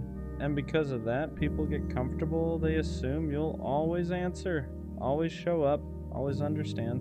But no one asks how much it costs you. No one sees the days you wanted to shut down, the moments you needed someone else to take the lead. Being reliable is a beautiful trait, but when it's constant, it becomes heavy. And sometimes you think, if I ever stop carrying this role, will they notice the weight I was holding all along? What happens when the dependable one finally pulls back? At first, nothing. People assume you're just busy, just tired, just having an off day. But when the consistency shifts, when the long paragraphs turn short, when the constant availability fades, that's when they feel it. The silence hits different when it's coming from the one who never used to go quiet. And suddenly they notice what you used to do, the way you checked in first, the way you kept things from falling apart, the way you made everything feel steady. And it's not about revenge, it's not about proving a point, it's about capacity, because even the strongest ones get tired of being unheld. And when they finally step back, it's not dramatic, it's quiet, but it changes everything. Being gone doesn't always mean physically leaving. Sometimes it means emotionally detaching. Still replying, but not overextending. Still present, but not pouring the same energy. Still there, but no longer carrying what isn't yours. That shift is subtle. You don't announce it, you don't explain it, you just stop overgiving. And the people who were used to your full capacity start to feel the difference, because now you're protecting your energy instead of offering it endlessly. You're choosing peace over being needed, and sometimes that's the real goodbye, not disappearing, just deciding you deserve to be poured into too. Being gone one day might not mean disappearing. It might mean evolving, becoming a version of yourself that not everyone gets access to anymore. The version that over-explains, that overextends, that tolerates bare minimum, gone. The version that accepts crumbs just to keep the peace, gone. Growth changes your availability. You don't respond the same. You don't tolerate the same. You don't give the same unlimited access, and some people will say you changed. They'll say you're distant, different, harder to reach, but what they really mean is you stopped being endlessly accessible, and sometimes being gone is just becoming too self-aware to stay in spaces that don't value you. The right people won't lose you when you grow. They won't complain that you changed. They'll adjust with you, because real connection isn't built on convenience, it's built on understanding. When you stop overgiving, the right ones won't call you distant. They'll ask if you're okay. When you set boundaries, the right ones won't feel attacked, they'll respect them. When you evolve, the right ones won't feel threatened, they'll evolve too. Growth doesn't push away what's aligned. It only exposes what was comfortable, and if one day you're gone because you chose peace over pressure, the people meant for you won't lose access. They'll meet you at your new level. One day, being gone might just mean I finally chose myself, not selfishly, not dramatically, fully choosing peace over pressure, fully choosing growth over familiarity, fully choosing reciprocity over exhaustion, because for a long time I chose understanding, I chose patience, I chose staying, even when it drained me. But one day I'll choose alignment, and that might look like distance to people who benefited from my overgiving. It might look like silence to people who only checked in when I carried things. But to me, it'll feel like relief, because being gone isn't always about leaving others. Sometimes it's about finally not leaving yourself. I'll be gone one day, but not in a tragic way, in a transformative way. I'll be gone from the spaces that drained me, gone from the roles that confined me, gone from the version of me that overgave just to be appreciated. And the people who only valued what I provided, they'll call it distance. The people who only noticed when I carried things, they'll call it change. But the ones who truly saw me, they'll understand. Because being gone isn't disappearing, it's evolution. It's choosing peace over performance, reciprocity over exhaustion, alignment over attachment. One day I'll be gone, and it won't be because I faded. It'll be because I finally grew into a version of myself that refuses to stay where I'm not valued. And that's not a loss. That's a rebirth. There's a quiet kind of emptiness that doesn't feel dramatic. You're not falling apart. You're not in crisis. You just don't know why you're here. You wake up. You do what you're supposed to do. You get through the day. But underneath all of that, there's this question you don't know how to answer. What am I actually doing this for? You don't feel passionate, you don't feel called, you don't feel like anything is pulling you forward, and that scares you because everyone else seems so sure of where they're going. Having no purpose doesn't feel like sadness, it feels like drifting, like life is happening around you and you're just present for it, and no one really talks about that part. Not having a purpose doesn't mean you're failing, even though it feels like everyone else got some kind of direction you never received. Purpose isn't something people find all at once. It's not a switch that flips or a calling that suddenly appears. Most people are just moving forward with something small and calling it certainty. So when you don't feel that pull, you assume something is wrong with you. But a lack of purpose often comes from pressure to have a passion, pressure to be exceptional, pressure to turn your life into something meaningful as soon as possible. And when nothing fits, you feel empty, not because you lack value, but because you're tired of forcing meaning where it doesn't exist yet. You're not behind, you're just in a season where life hasn't revealed what it wants from you. And that's more common than anyone admits. Purpose usually doesn't appear because you thought hard enough about it. It grows out of living, out of trying things without certainty, out of getting bored, out of noticing what quietly holds your attention when no one is watching. So when you feel like you're drifting, it It doesn't mean you're lost. It means you're between definitions, between who you were and who you haven't met yet. Drifting feels uncomfortable because it lacks labels. You can't explain it easily, you can't point to progress, but drifting is still movement. It's the space where you learn what doesn't fit, what doesn't excite you, what you don't want to carry forever. And that information matters. You're not failing a purpose, you're collecting data, even if it doesn't feel productive yet. It's okay if your life doesn't feel meaningful yet. Meaning isn't something you wake up with one day fully formed. Most of the time it shows up quietly, in moments you don't think are important, in things you do without the audience, in small choices that don't feel like destiny. The problem is we're taught to look for purpose as something big, a passion, a mission, a reason that explains everything. So when life feels ordinary or unclear or slow, you assume you're missing it. But meaning isn't always loud. Sometimes it's just learning how to care about something again. How to show up for one thing, one day at a time, without needing it to define your whole life. Not having purpose right now doesn't mean you never will. It just means you're still listening. Not knowing your purpose can actually protect you, because when you feel pressured to decide too early, you end up choosing something just to stop the discomfort. A path that looks good, a goal that sounds impressive, a version of purpose that belongs more to expectations than to you.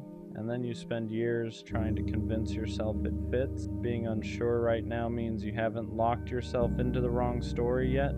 It means you're giving yourself time to notice what feels honest, not just acceptable. Purpose that's chosen out of fear usually feels heavy.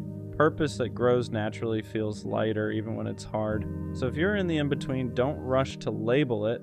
This pause isn't wasted time, it's you refusing to commit to a life that doesn't feel like yours. Purpose rarely starts as clarity, it starts as curiosity, a small pull towards something you don't fully understand yet, a moment where time passes a little faster than usual, a thought you keep returning to without knowing why, but because it doesn't feel big, you dismiss it. You tell yourself it doesn't count, that it's not serious enough, that it won't lead anywhere. So you wait for certainty instead of following interest, and the waiting feels like emptiness, but purpose isn't found by deciding your whole life at once. It's found by paying attention to what makes you feel slightly more alive than before. You don't need a 5-year plan. You don't need a calling. You just need one small thing that feels honest enough to try. Purpose grows from movement, not answers. Comparing your life to other people's purpose is what makes the emptiness heavier. You see people who seem sure, driven, certain, and you assume they know something you don't. But what you're seeing is confidence, not certainty. Most people choose a direction and grow into it later. They don't start with clarity. So when you compare their path to your uncertainty, you're not being fair to yourself. You're measuring your beginning against someone else's middle. Purpose isn't a race. It's not something you fall behind on. It shows up at different times for different people because it's shaped by experience, not pressure. The more you stop watching where everyone else is going, the easier it becomes to notice what's quietly calling you, and that's where purpose actually starts to form. It's okay if your purpose isn't impressive. Not everything meaningful looks big from the outside. We're taught that purpose has to be visible. A career, a mission, something people can point to and admire.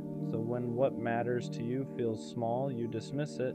But simple purpose still counts. Being someone who listens well, being steady when others are overwhelmed, creating small moments of calm, showing up quietly, consistently. Not all purpose is loud. Some of it lives in how you treat people, in how you carry yourself through ordinary days, in how you don't make the world heavier just by being in it. If your life feels purposeless right now, it might be because you're looking for something dramatic and missing what's already there. Purpose doesn't always announce itself. Sometimes it's just the way you exist without giving up on yourself. Purpose often becomes clearer after you stop demanding that it explain your whole life. When you're constantly asking, what am I meant to do? Everything feels heavy, Every choice feels permanent, every step feels like a test, but purpose doesn't need to be a full explanation. Sometimes it's just direction, not destiny. When you allow yourself to live without forcing meaning, something softens. You try things without pressure. You follow curiosity without commitment. You let yourself change your mind, and slowly, patterns form. Not all at once, not dramatically, but enough to show you what feels right and what doesn't. Purpose doesn't arrive when you corner it. It shows up when you give yourself permission to live without answers for a while. Having no purpose right now doesn't mean your life is empty. It means it's unfinished. You're not meant to know everything yet. You're not behind for feeling unsure. You're not wasting time just because you don't have a clear direction. Some seasons are for building, some are for resting, and some are simply for becoming. Without labels, without answers, this space you're in isn't meaningless. It's where you're learning what matters to you by noticing what doesn't. Purpose doesn't arrive as a sudden realization. It grows quietly from the way you keep going, even without certainty. So if all you can do right now is exist, try, and stay curious, that's enough. Your life isn't without purpose, it's just still writing it. I knew it wasn't going to last, not because they said it, not because there were red flags everywhere, but because something in me never fully relaxed. Even in the good moments, there was a quiet voice saying, "Don't get too attached." I enjoyed it. I smiled, I played my part, but deep down, I felt the expiration date, and that's the weirdest kind of heartbreak. When you see the ending while you're still in the middle, sometimes your intuition whispers long before reality confirms it. There weren't major fights, no dramatic betrayals, no obvious reason to leave, but there was inconsistency, little things, energy that shifted slightly, effort that felt uneven, words that didn't fully match actions, and instead of confronting it, I told myself I was overthinking. I told myself to relax, to just enjoy the moment, to stop looking for problems, but intuition doesn't shout, it nudges, it tightens your chest a little, it makes you hesitate before getting attached, it keeps you half guarded even when things seem fine, and I felt that, I just ignored it. Because sometimes we don't want to be right, we want to be wrong about the ending. So why did I stay if I knew? Because sometimes temporary love still feels better than loneliness, because even if it wasn't forever, it was something. The late night conversations, the inside jokes, the way they looked at me when it was just us. I knew it had cracks, but I also knew it had moments, and I convinced myself that maybe moments were enough. Maybe I didn't need permanence. Maybe I didn't need certainty. Maybe I could just enjoy it without expecting it to stay. But that's the lie we tell ourselves. You can't emotionally invest and pretend you won't feel it when it ends. I stayed because I hoped my intuition would be wrong. I stayed because I liked them, because I wanted it to work, because walking away early felt dramatic, but sometimes staying longer just makes the goodbye heavier. There's a difference between anxiety and intuition. Anxiety is loud, it spirals, it imagines worst-case scenarios, it creates problems that don't exist yet. Intuition is quiet, it doesn't panic, it doesn't overreact, it just knows. And what I felt wasn't panic, it wasn't jealousy, it wasn't insecurity.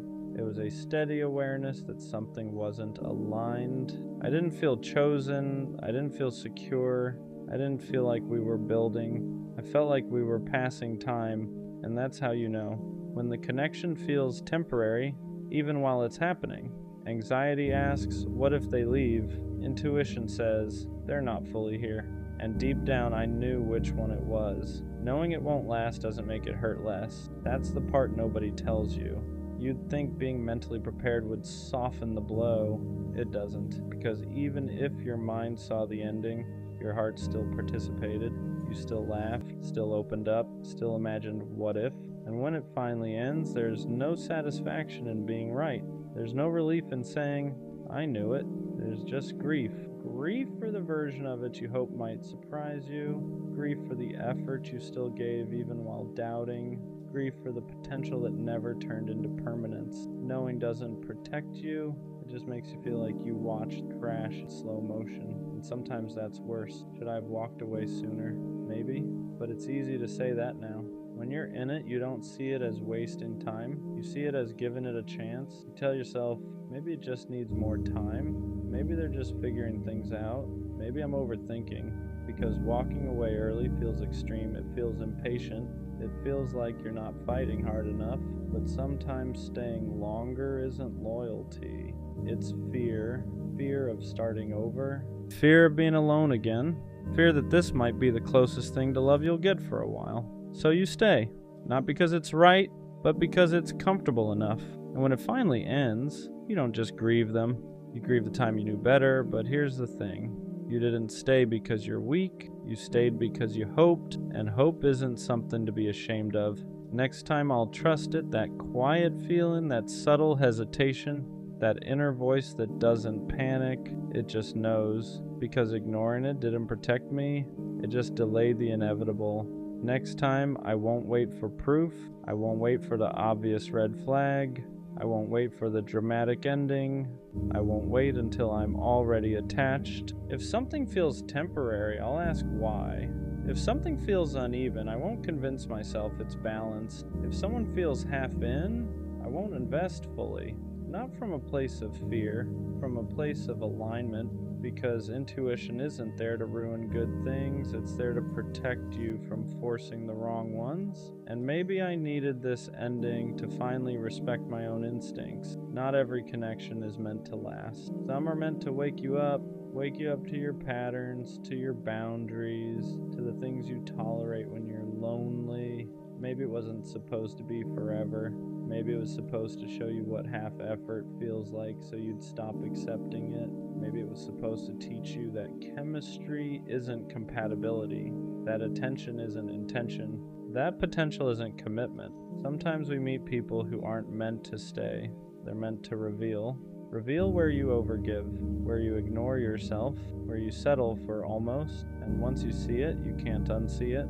So maybe it didn't last because it wasn't designed to build, it was designed to redirect. Endings don't always mean failure, sometimes they mean clarity. We think if something doesn't last forever, it wasn't real, but that's not true. It was real, the feelings were real, the moments were real, it just wasn't permanent. And permanence isn't the only measure of value. Some connections exist to shift you, to sharpen your awareness, to strengthen your boundaries, to remind you what you need and what you'll never accept again. It didn't fail, it finished, and there's a difference. Failure feels like you did something wrong.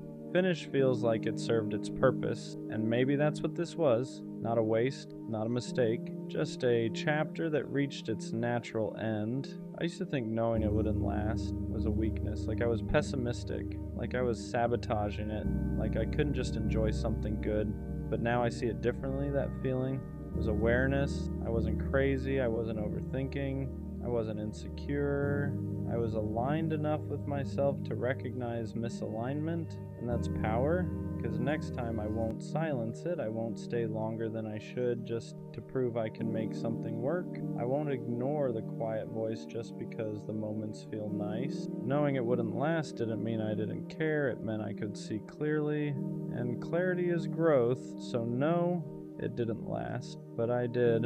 I walked away more aware, more grounded, more in tune with myself, and next time, if it's meant to last, I won't have to convince myself of it. I'll feel that too. I miss who I was before her, not because I don't believe in growth, not because I regret loving her, but because somewhere in the middle of trying to keep us together, I started losing pieces of myself. Before her, I was lighter. I didn't overthink texts. I didn't reread conversations searching for hidden meaning. I didn't question whether I was too much or not enough in the same breath. I moved through life steady, confident in who I was, comfortable in my own routine, secure in my own energy, and then I fell in love.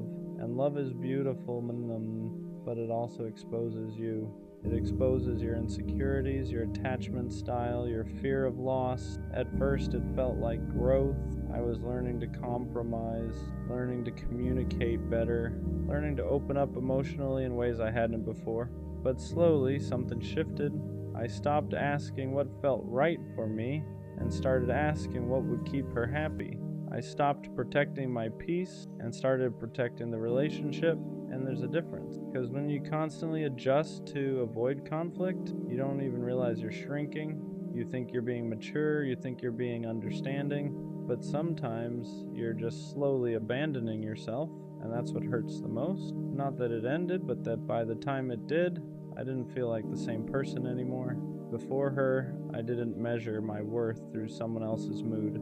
If someone was distant, I assumed they needed space, not that I had done something wrong.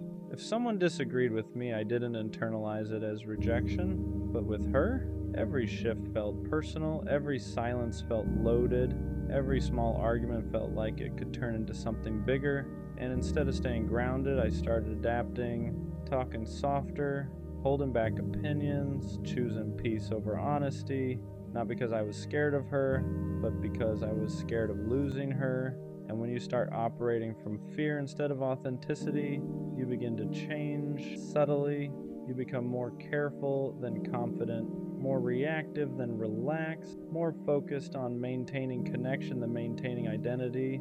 I remember catching myself one day thinking, I wouldn't have reacted like this before. And that realization hit, because love shouldn't erase you. It should expand you, but I wasn't expanding, I was adjusting constantly, and the version of me that used to move freely was slowly becoming calculated, and I miss that freedom.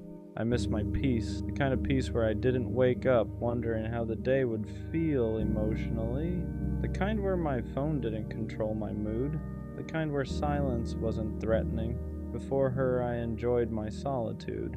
After her, I feared it, because I had trained myself to associate connection with validation. If we were good, I felt secure. If we were off, I felt unsettled, and that emotional dependency crept in quietly. I didn't notice it happening. I just noticed that when things ended, I felt empty in a way I hadn't before, not just because she was gone, but because I had built so much of my emotional rhythm around her. And that's when I realized I wasn't just grieving her, I was grieving myself, the version of me who didn't need reassurance to feel stable, the version of me who didn't overanalyze tone, the version of me who didn't question his value after every disagreement. That version felt strong, grounded, unshakable, and I want him back. I miss my boundaries. Before her, I knew what I tolerated and what I didn't. I didn't chase inconsistent energy. I didn't excuse disrespect. I didn't overextend myself for someone who wasn't meeting me halfway.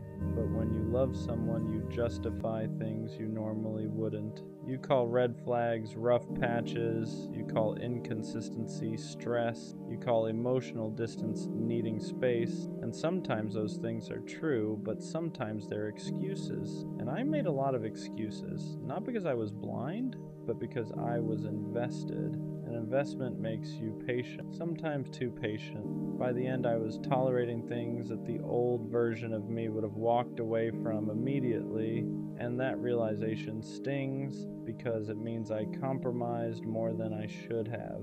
Not just for the relationship, but at the expense of myself. The hardest part about missing who I was before her is admitting that I participated in my own transformation. She didn't force me to shrink. I chose to. I chose to overextend. I chose to overcompensate. I chose to prioritize us over me every time there was tension. And that's a hard truth to sit with, because it would be easier to blame her entirely, but growth doesn't come from blame. It comes from ownership. I let love make me forget myself. And now that it's over, I have to rebuild the parts I neglected, not because loving her was wrong, but because losing myself in the process was. I miss my clarity. Before her, I didn't romanticize potential. If something felt off, I trusted it. If something felt unbalanced, I addressed it. But with her, I kept believing in what it could be, not just what it was, and hope is powerful. It keeps you fighting, it keeps you patient, but it can also keep you stuck. I held on to the version of us that existed in the beginning, the laughter, the effort, the mutual excitement, and I ignored the gradual shift because I didn't want to accept it, and that's when I stopped being objective. I became attached to the idea of us more than the reality of us, and that's not who I used to be. I miss how secure I felt alone. Before her, I enjoyed my independence, my routine, my hobbies, my friendships. I didn't need constant validation. I didn't need constant reassurance. But somewhere along the way, my world started revolving around her schedule, her availability, her emotional state, and I lost balance. When you give someone that much influence over your emotional state, you hand them power without realizing it. And when they leave, you feel powerless, not because you're weak, but because you attach too much of your stability to their presence, and I don't want that again. I want interdependence, not dependency. I don't regret loving her, but I regret abandoning myself while doing it. There's a difference. Love should complement you, not consume you. It should challenge you to grow, not pressure you to shrink. And I see now that the old version of me wasn't naive. He was grounded. He trusted himself. He walked away from imbalance without hesitation. And somewhere in trying to prove I could make it work, I stopped trusting my instincts. That's the part I want back, not the detachment. The discernment, maybe missing who I was before her, is actually part of becoming better than that version. Because now I see my patterns. I see how easily I overextend when I care. I see how quickly I prioritize someone else's comfort over my own. And awareness is powerful. The old me was confident, but this version, he's wiser. He knows how quickly identity can blur inside love. He knows how subtle self-abandonment can be. And next time he won't lose himself trying to hold something together. I miss who I was before her, but maybe I'm not supposed to go back. Maybe I'm supposed to rebuild, stronger, more self-aware, more balanced. I don't want the version of me who never loved deeply. I want the version who loves deeply without disappearing, who commits without compromising identity, who stays loyal without neglecting himself. She changed me, but she didn't ruin me. If anything, she exposed where I needed boundaries, where I needed balance, where I needed to remember who I am outside of a relationship, and I will get back to that version, not the one before her, the one after her, but wiser, stronger, and impossible to lose again. I really did love her, not just in the beginning, not just when it was easy. I loved her in the quiet moments, in the normal days, in the in-between. I loved the way she thought, the way she explained things, the way she cared too deeply sometimes. And that's what makes this harder, because it would be easier if I didn't love her, if it was fake, if it was surface level, if it was just attachment, but it wasn't.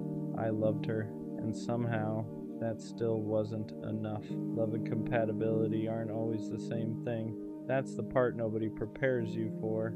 You can love someone deeply and still not align long term. I loved her heart, her mind, her energy, but we handled conflict differently. We needed reassurance differently. We showed up differently under pressure. And love doesn't erase that. It doesn't magically fix timing issues, communication gaps, emotional readiness. You can love someone and still slowly grow apart. You can love someone and still realize you're not building in the same direction. And that doesn't make the love fake, it just makes it human. Loving someone doesn't automatically mean you knew how to love them properly, and that's a hard truth. I loved her the best way I knew how, but sometimes the best I knew wasn't what she needed. She needed reassurance. I gave independence. She needed consistency. I gave effort in waves. She needed clarity. I gave feelings, but not always direction. And that doesn't mean I didn't care. It just means love without emotional maturity can still fall short. I thought loving her was enough, but love isn't just what you feel, it's what you show, what you maintain, what you're disciplined enough to protect. And sometimes you realize you loved someone deeply, but you hadn't learned yet how to love them well. Regret hits different when you know you tried, because it's not like I didn't care. I showed up, I put in effort, I stayed longer than I had before. But effort in the wrong areas doesn't always translate. I tried to fix problems instead of understanding them. I tried to be strong instead of being vulnerable. I tried to prove I loved her instead of learning how she needed to feel it. And that's the painful part. Knowing you weren't careless, just unaware. Regret isn't always about not loving someone. Sometimes it's about realizing you could have loved them better. And by the time you understand that, it's already over. You don't always realize someone's full value while they're still there. Sometimes you notice it in their absence, in the silence where their voice used to be, in the space where their presence felt normal, in the little things no one else does quite the same. The way she checked on me without making it obvious, the way she remembered details I forgot I even shared, the way she stayed patient when I was difficult. When you're used to someone loving you, you can mistake it for something ordinary, but once it's gone, you see how intentional it was. She wasn't too much, she wasn't overthinking, she wasn't needy, she was invested. I didn't fully understand how rare that was until I felt the difference. Missing someone doesn't automatically mean you should go back. That's the confusing part. Because loneliness can sound like love. Silence can romanticize memories. Distance can soften the hard parts. I miss her laugh, her presence, the way she cared. But I also have to remember why it ended, the miscommunication, the emotional gaps, the moments we both felt unseen. Love alone isn't always enough to rebuild something, because going back requires more than feelings. It requires change, growth, accountability, consistency you didn't have before. And if I can't honestly say, I've grown into someone who can love her better, then missing her isn't a reason to reopen the door. Sometimes you can love someone deeply and still let them go with respect. Loving her changed me, not in a dramatic way, in a quiet, permanent way. She made me more aware, more reflective, more honest with myself. I can't love casually anymore. I can't ignore emotional gaps. I can't pretend effort doesn't matter, because I've seen what real investment looks like. And once you experience that, your standards shift. You stop entertaining half effort. You stop confusing attention with intention. You stop thinking bare minimum is enough. She didn't just teach me how to love, she showed me how I need to be loved. And even though it didn't last, it wasn't meaningless. Some people aren't meant to stay forever. They're meant to upgrade you. Loving her set a new standard. And that's something I can't undo. I can't go back to surface level conversations. I can't go back to inconsistent effort. I can't go back to love that feels half present, because I've felt what depth feels like. I've felt what it's like to be understood without over-explaining, to be cared for without asking twice, to be chosen without confusion. And once you experience that, you can't pretend it doesn't matter. It ruined average for me. Not in a bitter way, in a mature way. Now I know what intentional love looks like. Now I know what emotional safety feels like.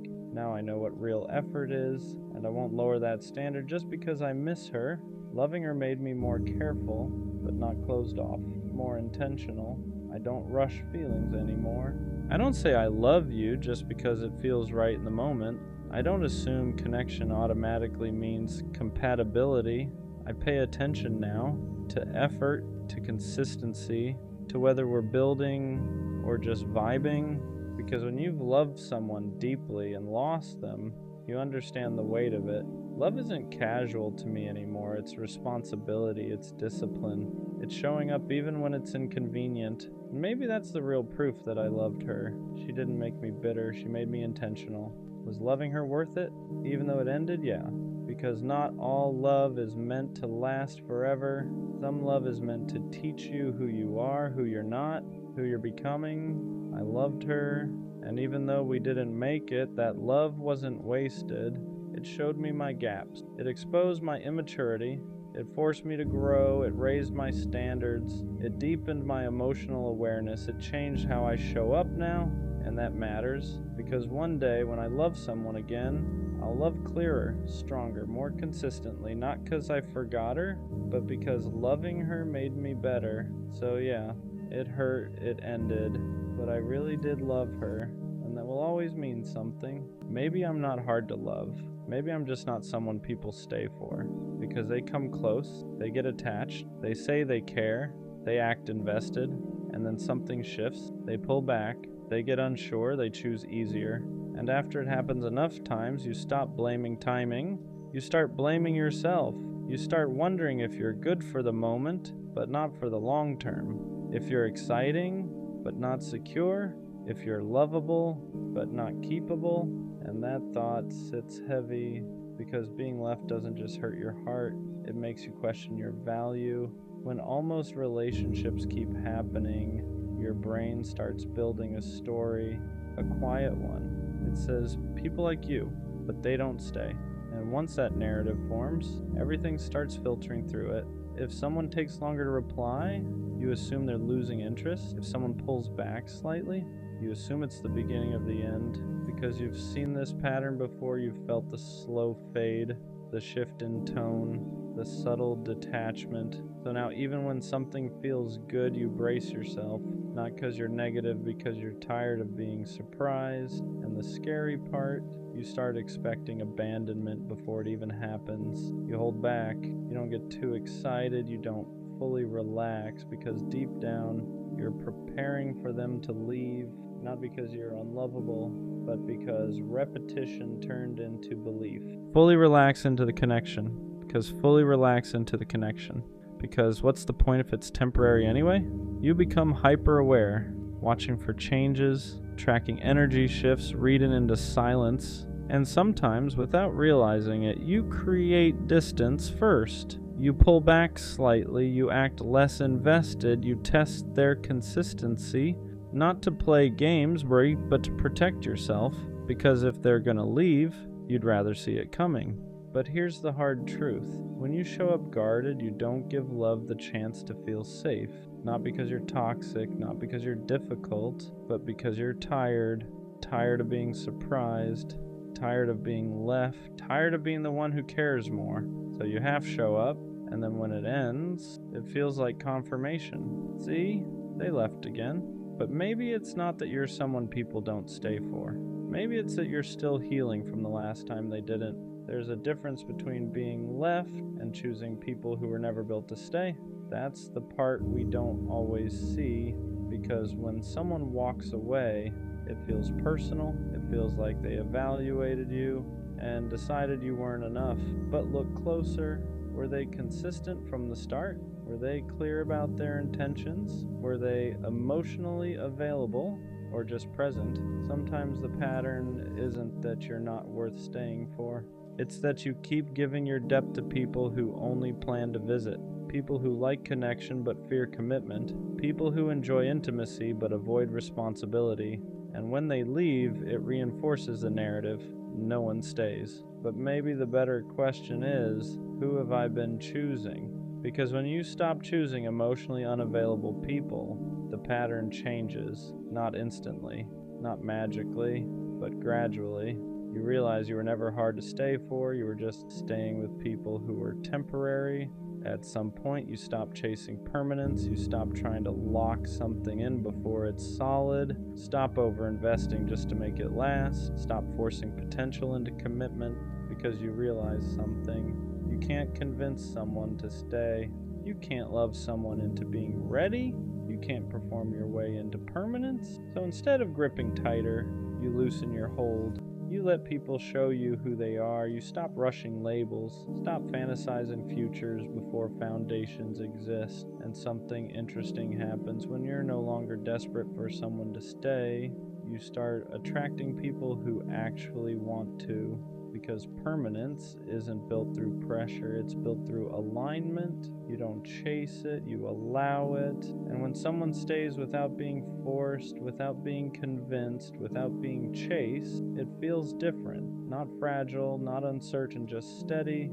At some point, the fear shifts. It stops being, they're going to leave, and becomes, if they do, I'll be okay. That's confidence, not the loud kind, not the I don't care kind. The steady kind. You stop gripping so tightly. You stop overanalyzing every shift. You stop trying to secure permanence too early, because you know this. If someone stays, it's because they want to, not because you convinced them, not because you performed perfectly, not because you minimized yourself. And if they leave, it doesn't collapse your identity. It doesn't confirm you're unworthy. It just confirms they weren't aligned. You're not scared of people leaving anymore. You're more concerned with whether they're capable of staying. And that's different, because now you're not auditioning, you're observing. And the people who are meant to stay, They won't need to be chased. They won't need to be monitored. They won't need to be reminded. They'll just stay. Being someone people stay for starts with staying true to yourself first, because when you abandon yourself to keep someone else, you teach them that you'll tolerate instability. You over-adjust, over-forgive, overextend. You bend your boundaries so they don't feel pressured. You silence your needs so they don't feel overwhelmed. And slowly, you're the one disappearing. But here's the shift. The more you stay grounded in who you are, the less you attract people who only plan to pass through. When you communicate clearly, when you hold your standards calmly, when you don't chase mixed signals, the wrong people leave faster. And that's not loss, that's filtering.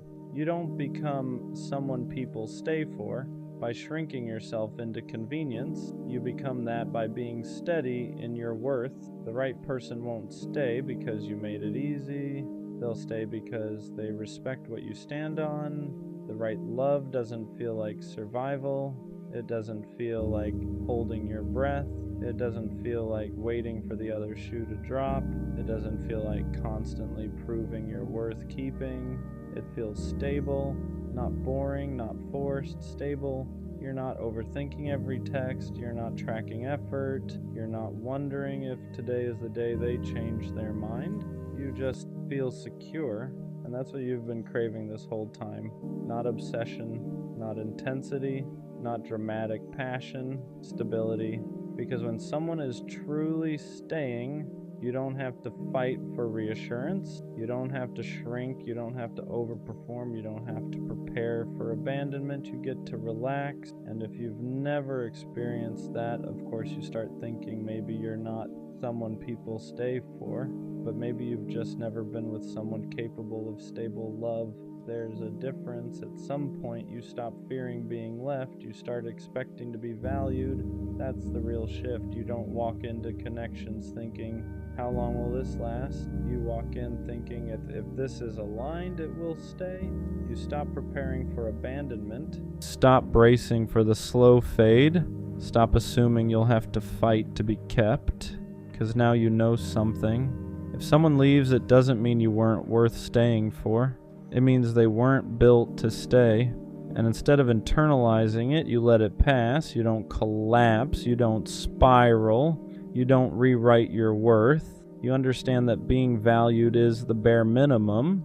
And once you truly believe that, you stop entertaining anything less. You don't chase clarity. You don't beg for reassurance. You don't accept confusion. You expect effort. You expect consistency. You expect intention.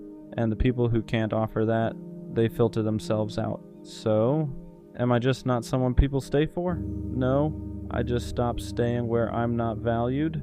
There's a difference. For a long time, I thought people leaving was proof that I wasn't enough, not interesting enough, not secure enough, not worth committing to long term. But now I see it clearly.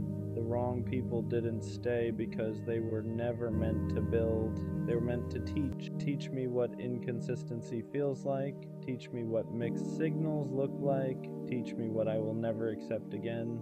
And once you learn that, you stop chasing permanence. You stop trying to be easier. You stop overproving. You stop bending yourself into something digestible, because you realize this. You are absolutely someone people stay for, just not people who are unsure, not people who love halfway, not people who need options. The right person won't need convincing. They won't need time to decide your worth. They won't feel overwhelmed by your depth. They'll feel steady.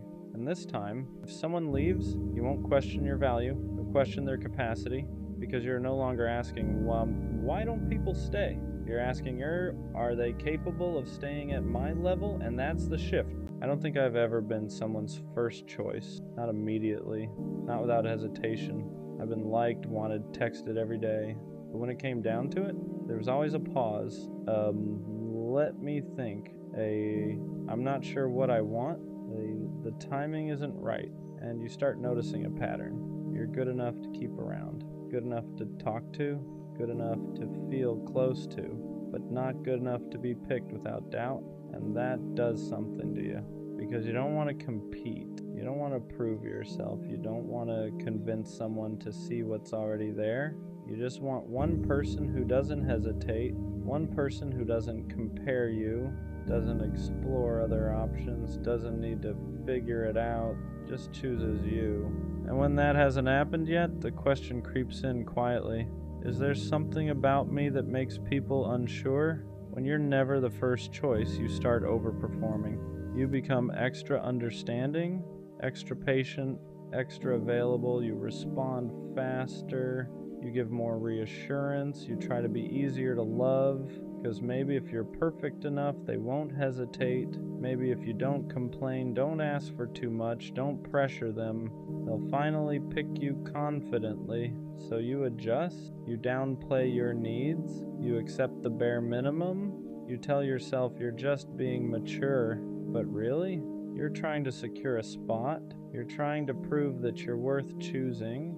And the painful part is this: even when you give your best, even when you're thoughtful, loyal, consistent, they still hesitate. And that's when it hits. It was never about you not doing enough. It was about them not being sure. And no amount of overperforming can fix someone else's uncertainty. After a while, it stops feeling like coincidence. It starts feeling like proof. Proof that maybe you're missing something, that maybe there's a quality you don't have, that maybe you're just almost exciting enough, almost attractive enough, almost unforgettable. And when you sit with that long enough, it begins to chip at your confidence. You start comparing yourself to the people they did choose. What do they have that I don't? What do they do differently? Why was it easier to commit to them? And the dangerous part? You begin to rewrite yourself in your head. Maybe I'm too available, too soft, too deep, or maybe not enough of something else. So you question your personality, your timing, your worth. But here's the truth that hurts before it heals. Someone else's preference is not a measurement of your value. You can be incredible and still not be someone's first choice. Not because you're lacking, but because alignment isn't forced. And just because someone didn't see you clearly doesn't mean you weren't clear. It just means they weren't your person. At some point you get tired, not bitter, not angry, just tired. Tired of feeling like you're competing without signing up for a competition. Tired of being compared to other options. Tired of waiting for someone to decide.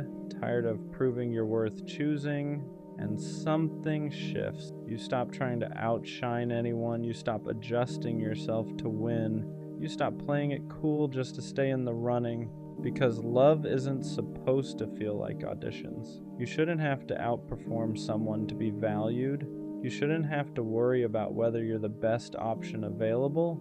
You either align or you don't. And once you realize that, you stop competing. You don't fight for a spot. You don't beg to be prioritized. You don't argue your value. You just observe. If someone's unsure, that's your answer. Not because you're not enough, but because you refuse to be an option. And the moment you stop competing, you stop feeling small, because you remember something important. You're not here to be the best choice in a lineup.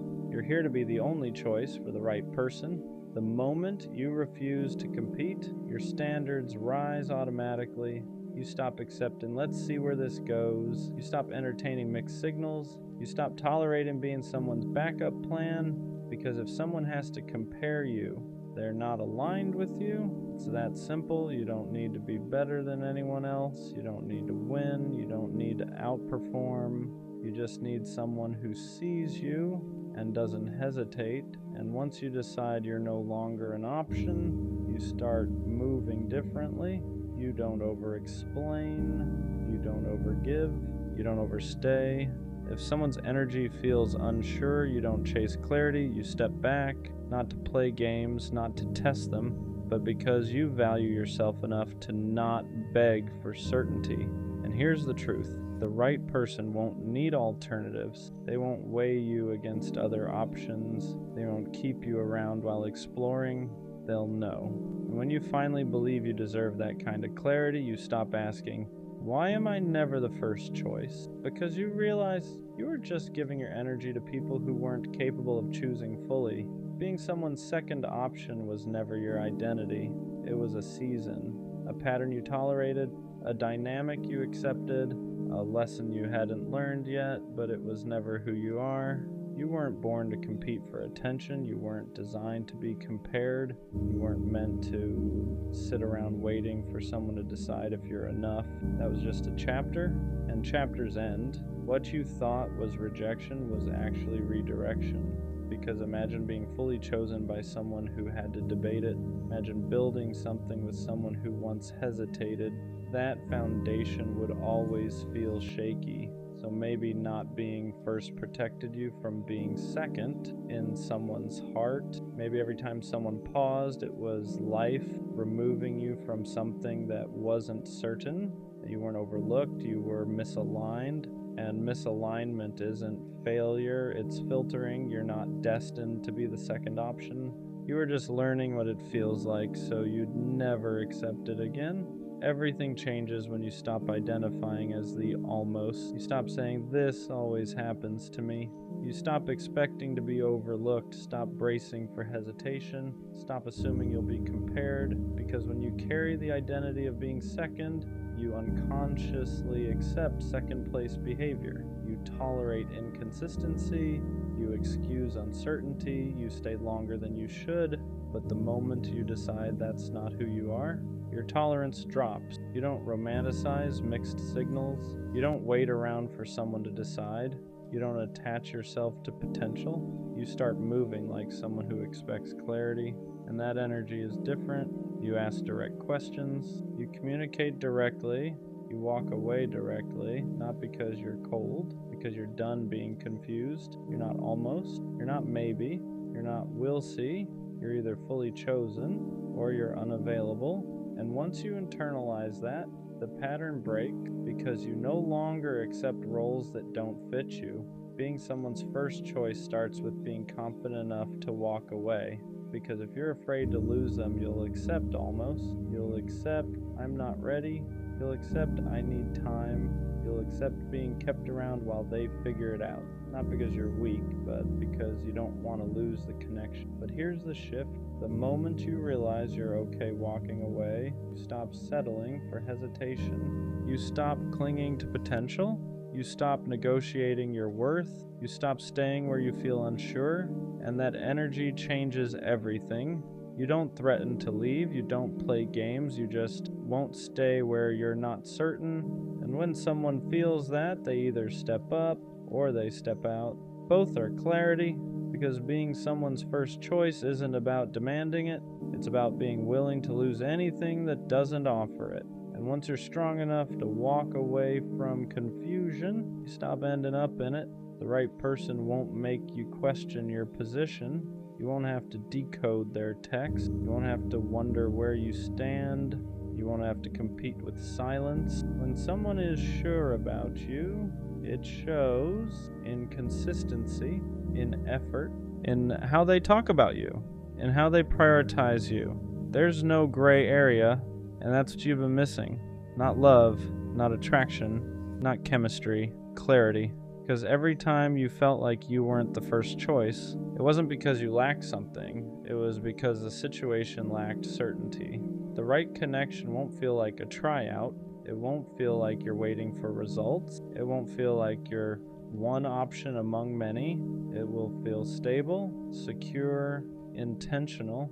And when you experience that, you'll realize something important. You were never asking for too much. You were just asking the wrong people. So why was I never the first choice? The truth, because I was entertaining people who weren't capable of choosing fully. It was never about my worth, never about me lacking something. Never about me being second best. It was about alignment. I was trying to be first in rooms where I was only an option. And once I stopped accepting that role, everything changed. I don't compete anymore. I don't overperform. I don't wait to be picked. If someone hesitates, I step back. If someone compares, I remove myself. If someone isn't sure, I let them find certainty somewhere else. Because I finally understand something. The right person won't struggle to choose me. They won't need alternatives. They won't need time to decide if I'm enough. They won't treat me like a possibility. They'll treat me like a decision. And until that shows up, I'm not missing out. I'm filtering. So I'm done asking, why am I never the first choice? Now the question is simpler. If I'm not your first choice, why are you still an option for me? And that's the shift. It's always at night when everything hits at once. Your room gets quiet, your phone is dry, everyone's asleep, and suddenly your mind keeps replaying everything. You try to forget the laughs, the old texts, the what ifs. You start missing people you swore you moved on from. You start feeling things you buried a long time ago. And it's not even about wanting them back. It's about wishing things just ended differently. Wishing you said more or nothing at all. You ever lay there staring at the ceiling, feeling like the past is louder than the present? Like Aaron from Attack on Titan, haunted by the weight of what's already gone, but still pretending to move forward like it doesn't hurt. And the worst part? You can't talk to anyone about it because it's 2 a.m., and no one would get it anyway. But let me remind you this. Those memories, they're just echoes. They feel loud now, but they don't define you. You lived through them, and you're still here, and yeah, it hurts, but that means you cared. And caring, that's not weakness. That's proof you're human. So breathe. You won't feel like this forever. It always gets heavier at night. Not during the day when there's noise, distractions, people moving around. It's when everything finally shuts off. When your room is still, your phone hasn't buzzed in hours, and the world feels like it forgot about you. That's when your thoughts stop waiting their turn. Your mind starts pulling things out of storage you didn't ask for. Old conversations, screenshots you never deleted, moments you thought you were over until they show up uninvited. Tell yourself you've moved on, and maybe you have. Moving on doesn't mean forgetting. It just means learning how to live with what still lingers. You don't even want them back. That's the confusing part. You just wish things had ended cleaner, wish you explained yourself better, or maybe wish you stayed quiet instead of saying too much. You replay scenarios that can't be fixed, trying to rewrite endings that are already locked in. You lie there staring at the ceiling, feeling like the past is louder than the life you're living right now, like everything that mattered before is screaming for attention, while the present barely whispers. You wonder why it still affects you, why it still sneaks up on you when you thought you were stronger than this. And the worst part is the timing. Too late to text anyone, too late to explain how heavy your chest feels, too late to ask for reassurance without feeling dramatic. So you just sit with it, alone, letting it hit you in waves. It's like carrying something invisible all day, and at night you finally feel the full weight of it. You act fine, you move forward, but inside, there's still grief for versions of life that never happened, for people who changed, for moments that ended before you were ready. But here's what matters. Those memories aren't commands, they're echoes. They sound loud in the quiet, but they don't control where you're going. They don't erase the fact that you survived them. They don't cancel the future you haven't lived yet. If it hurts, that doesn't mean you're weak. It means you felt deeply. It means something mattered to you. And caring isn't something to be ashamed of even when it leaves scars. So breathe. Let the night pass. You won't always feel like this, and one day the quiet won't feel so heavy anymore. There's a certain kind of loneliness that only shows up at night. Not the kind that comes from being alone, but the kind that comes from remembering when you weren't, when someone used to be a constant, a voice you could reach for without thinking, a presence that made the quiet feel safe instead of heavy. At night you realize how much space they used to fill. Now that space just exists, unoccupied, untouched. You don't want to fill it with anyone else because it doesn't feel right yet. So you sit with it, even though it aches. Your mind starts drifting into the what ifs. What if I had said things differently? What if I stayed quiet instead of reacting? What if I left sooner? What if I tried harder? You run through 100 alternate endings, knowing none of them change reality, but somehow your brain keeps trying anyway. That's the trap of nighttime thinking. It convinces you that if you replay the past enough times, you'll finally find peace in it. But peace doesn't live there anymore.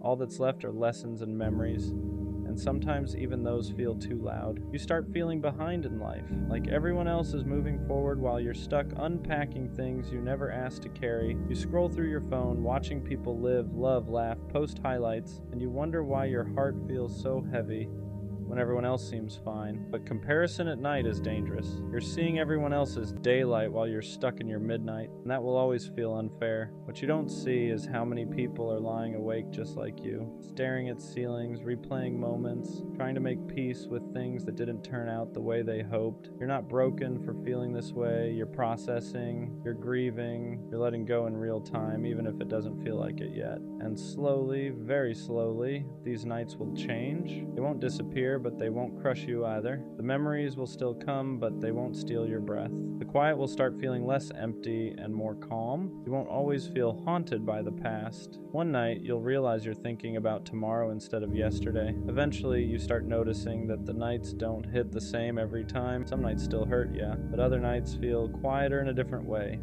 Not empty, just still. And that's when you realize something is slowly shifting inside you, even if you didn't notice it during the day. You begin to understand that missing someone doesn't always mean you want them back. Sometimes it just means they were part of a chapter that mattered. A chapter that shaped you. And endings like that don't disappear quietly. They linger, they echo, not because you're stuck, but because you lived it fully. At night, you start reflecting less on them and more on yourself, on how much you've changed since then, on how certain things you tolerated before you'd never accept now, on how some versions of you had to break so newer ones could exist. And that realization is bittersweet, because growth often comes wrapped in loss. You realize that the pain isn't pointless. It taught you boundaries. It taught you what effort looks like when it's real. It taught you how to spot the difference between attention and intention. Those lessons didn't come cheap. They weren't wasted either. There are still moments when the past creeps in unannounced, and a random thought tightens your chest for a second. But now, you don't spiral the way you used to. You acknowledge it, let it pass. You don't punish yourself for remembering. You don't shame yourself for caring, and that's progress. You stop asking, why did this happen to me? You start asking, what did this teach me? And that question changes everything. The nights don't feel like battles anymore. They feel like checkpoints. Moments where you check in with yourself, where you realize how far you've come even if you still have a long way to go. And one day, you'll lie in bed and realize your thoughts aren't pulling you backward anymore. They're just passing through. And for the first time in a while, the quiet won't feel heavy. It'll feel earned. There's a point where the night stops feeling like an enemy and starts feeling like a mirror. Not one that judges you, but one that shows you who you've become. You're not the same person you were back then. You don't react the same. You don't attach the same. You don't give pieces of yourself away as easily. And while part of you misses that softness, another part of you is grateful you learned how to protect it. You start realizing that healing isn't loud. It doesn't announce itself. It doesn't show up all at once. It happens in quiet moments like this, when you choose not to spiral, when you choose not to reach out, when you choose to sit with your feelings instead of running from them. Those small decisions stack up, even if it doesn't feel like it yet. Some nights you'll still feel that ache, that sense of loss, but it won't feel like panic anymore. It'll feel like a reminder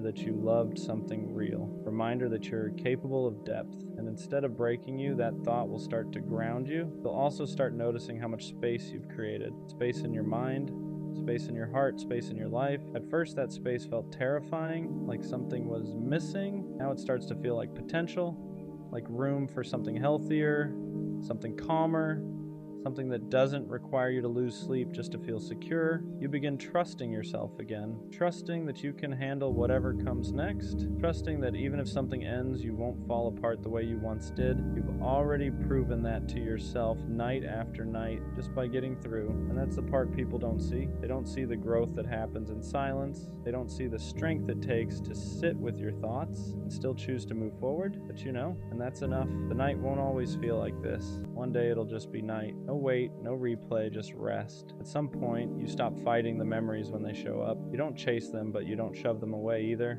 You let them pass through like background noise instead of letting them take over the whole room. That's when you realize you're not healing by force anymore. You're healing by acceptance. You accept that some nights will still feel heavier than others, that certain dates, certain places, certain songs will still stir something inside you. But now, those moments don't define your entire mood. Don't steal the whole night. They're just moments, and moments pass. You also start understanding that the past isn't trying to pull you back, just reminding you that you lived, that you felt something real, that you weren't numb, and there's something powerful about that, because numbness is easy. Feeling is brave. You stop asking yourself if you'll ever fully move on. That question slowly loses importance. Instead, you start asking, am I okay right now? And most nights, the answer becomes yes. Not perfect, not amazing, but okay. And that's enough. You notice how your thoughts begin drifting toward things ahead of you. Plans, goals, small things you're looking forward to. First, it surprises you. Like, when did my mind start doing this? But that's how healing works. It sneaks up on you, one quiet night at a time. And even when the past visits, it doesn't feel like a threat anymore. It feels like a chapter you've already read. One that mattered. One that changed you. Not one you need to reread every night to understand. You're learning how to rest without carrying everything with you, how to sleep without replaying endings, how to let the present exist without being overshadowed by what's already gone, and that's progress. Whether you recognize it yet or not, there's a quiet confidence that starts forming in you after all those nights. It doesn't come from feeling happy all the time. It comes from knowing you can sit with discomfort and still be okay. You've already faced the worst parts of your thoughts in the dark. and they didn't destroy you. That realization changes how you move through life. You stop being afraid of the quiet. Silence doesn't feel like abandonment anymore. It feels neutral, sometimes even comforting. You don't need constant noise or validation to feel grounded. You've learned how to be alone without feeling lonely.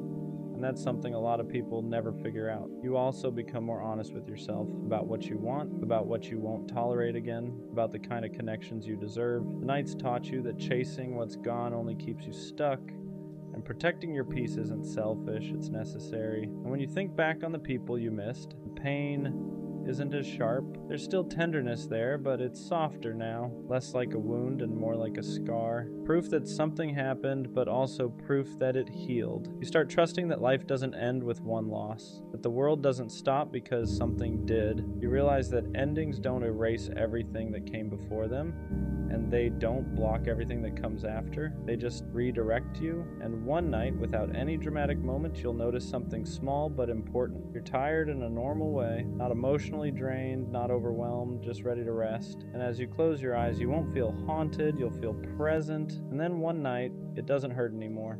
Not in the way it used to. You still remember, but the memories don't grip your chest. They don't steal your breath. They don't pull you backwards. They just exist quietly like old photographs stored away instead of wounds left open. You realize you didn't get over it all at once. You outgrew it slowly, night by night, thought by thought.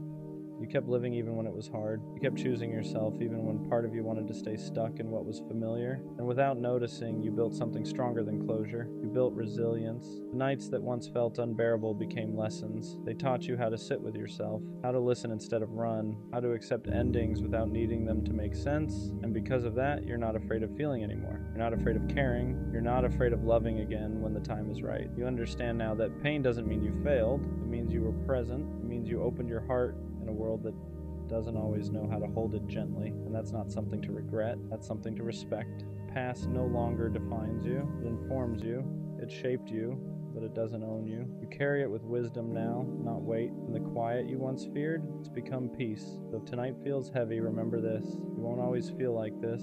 You are moving forward even when it doesn't feel obvious. And one day, you'll look back at these nights and realize they didn't break you. They built you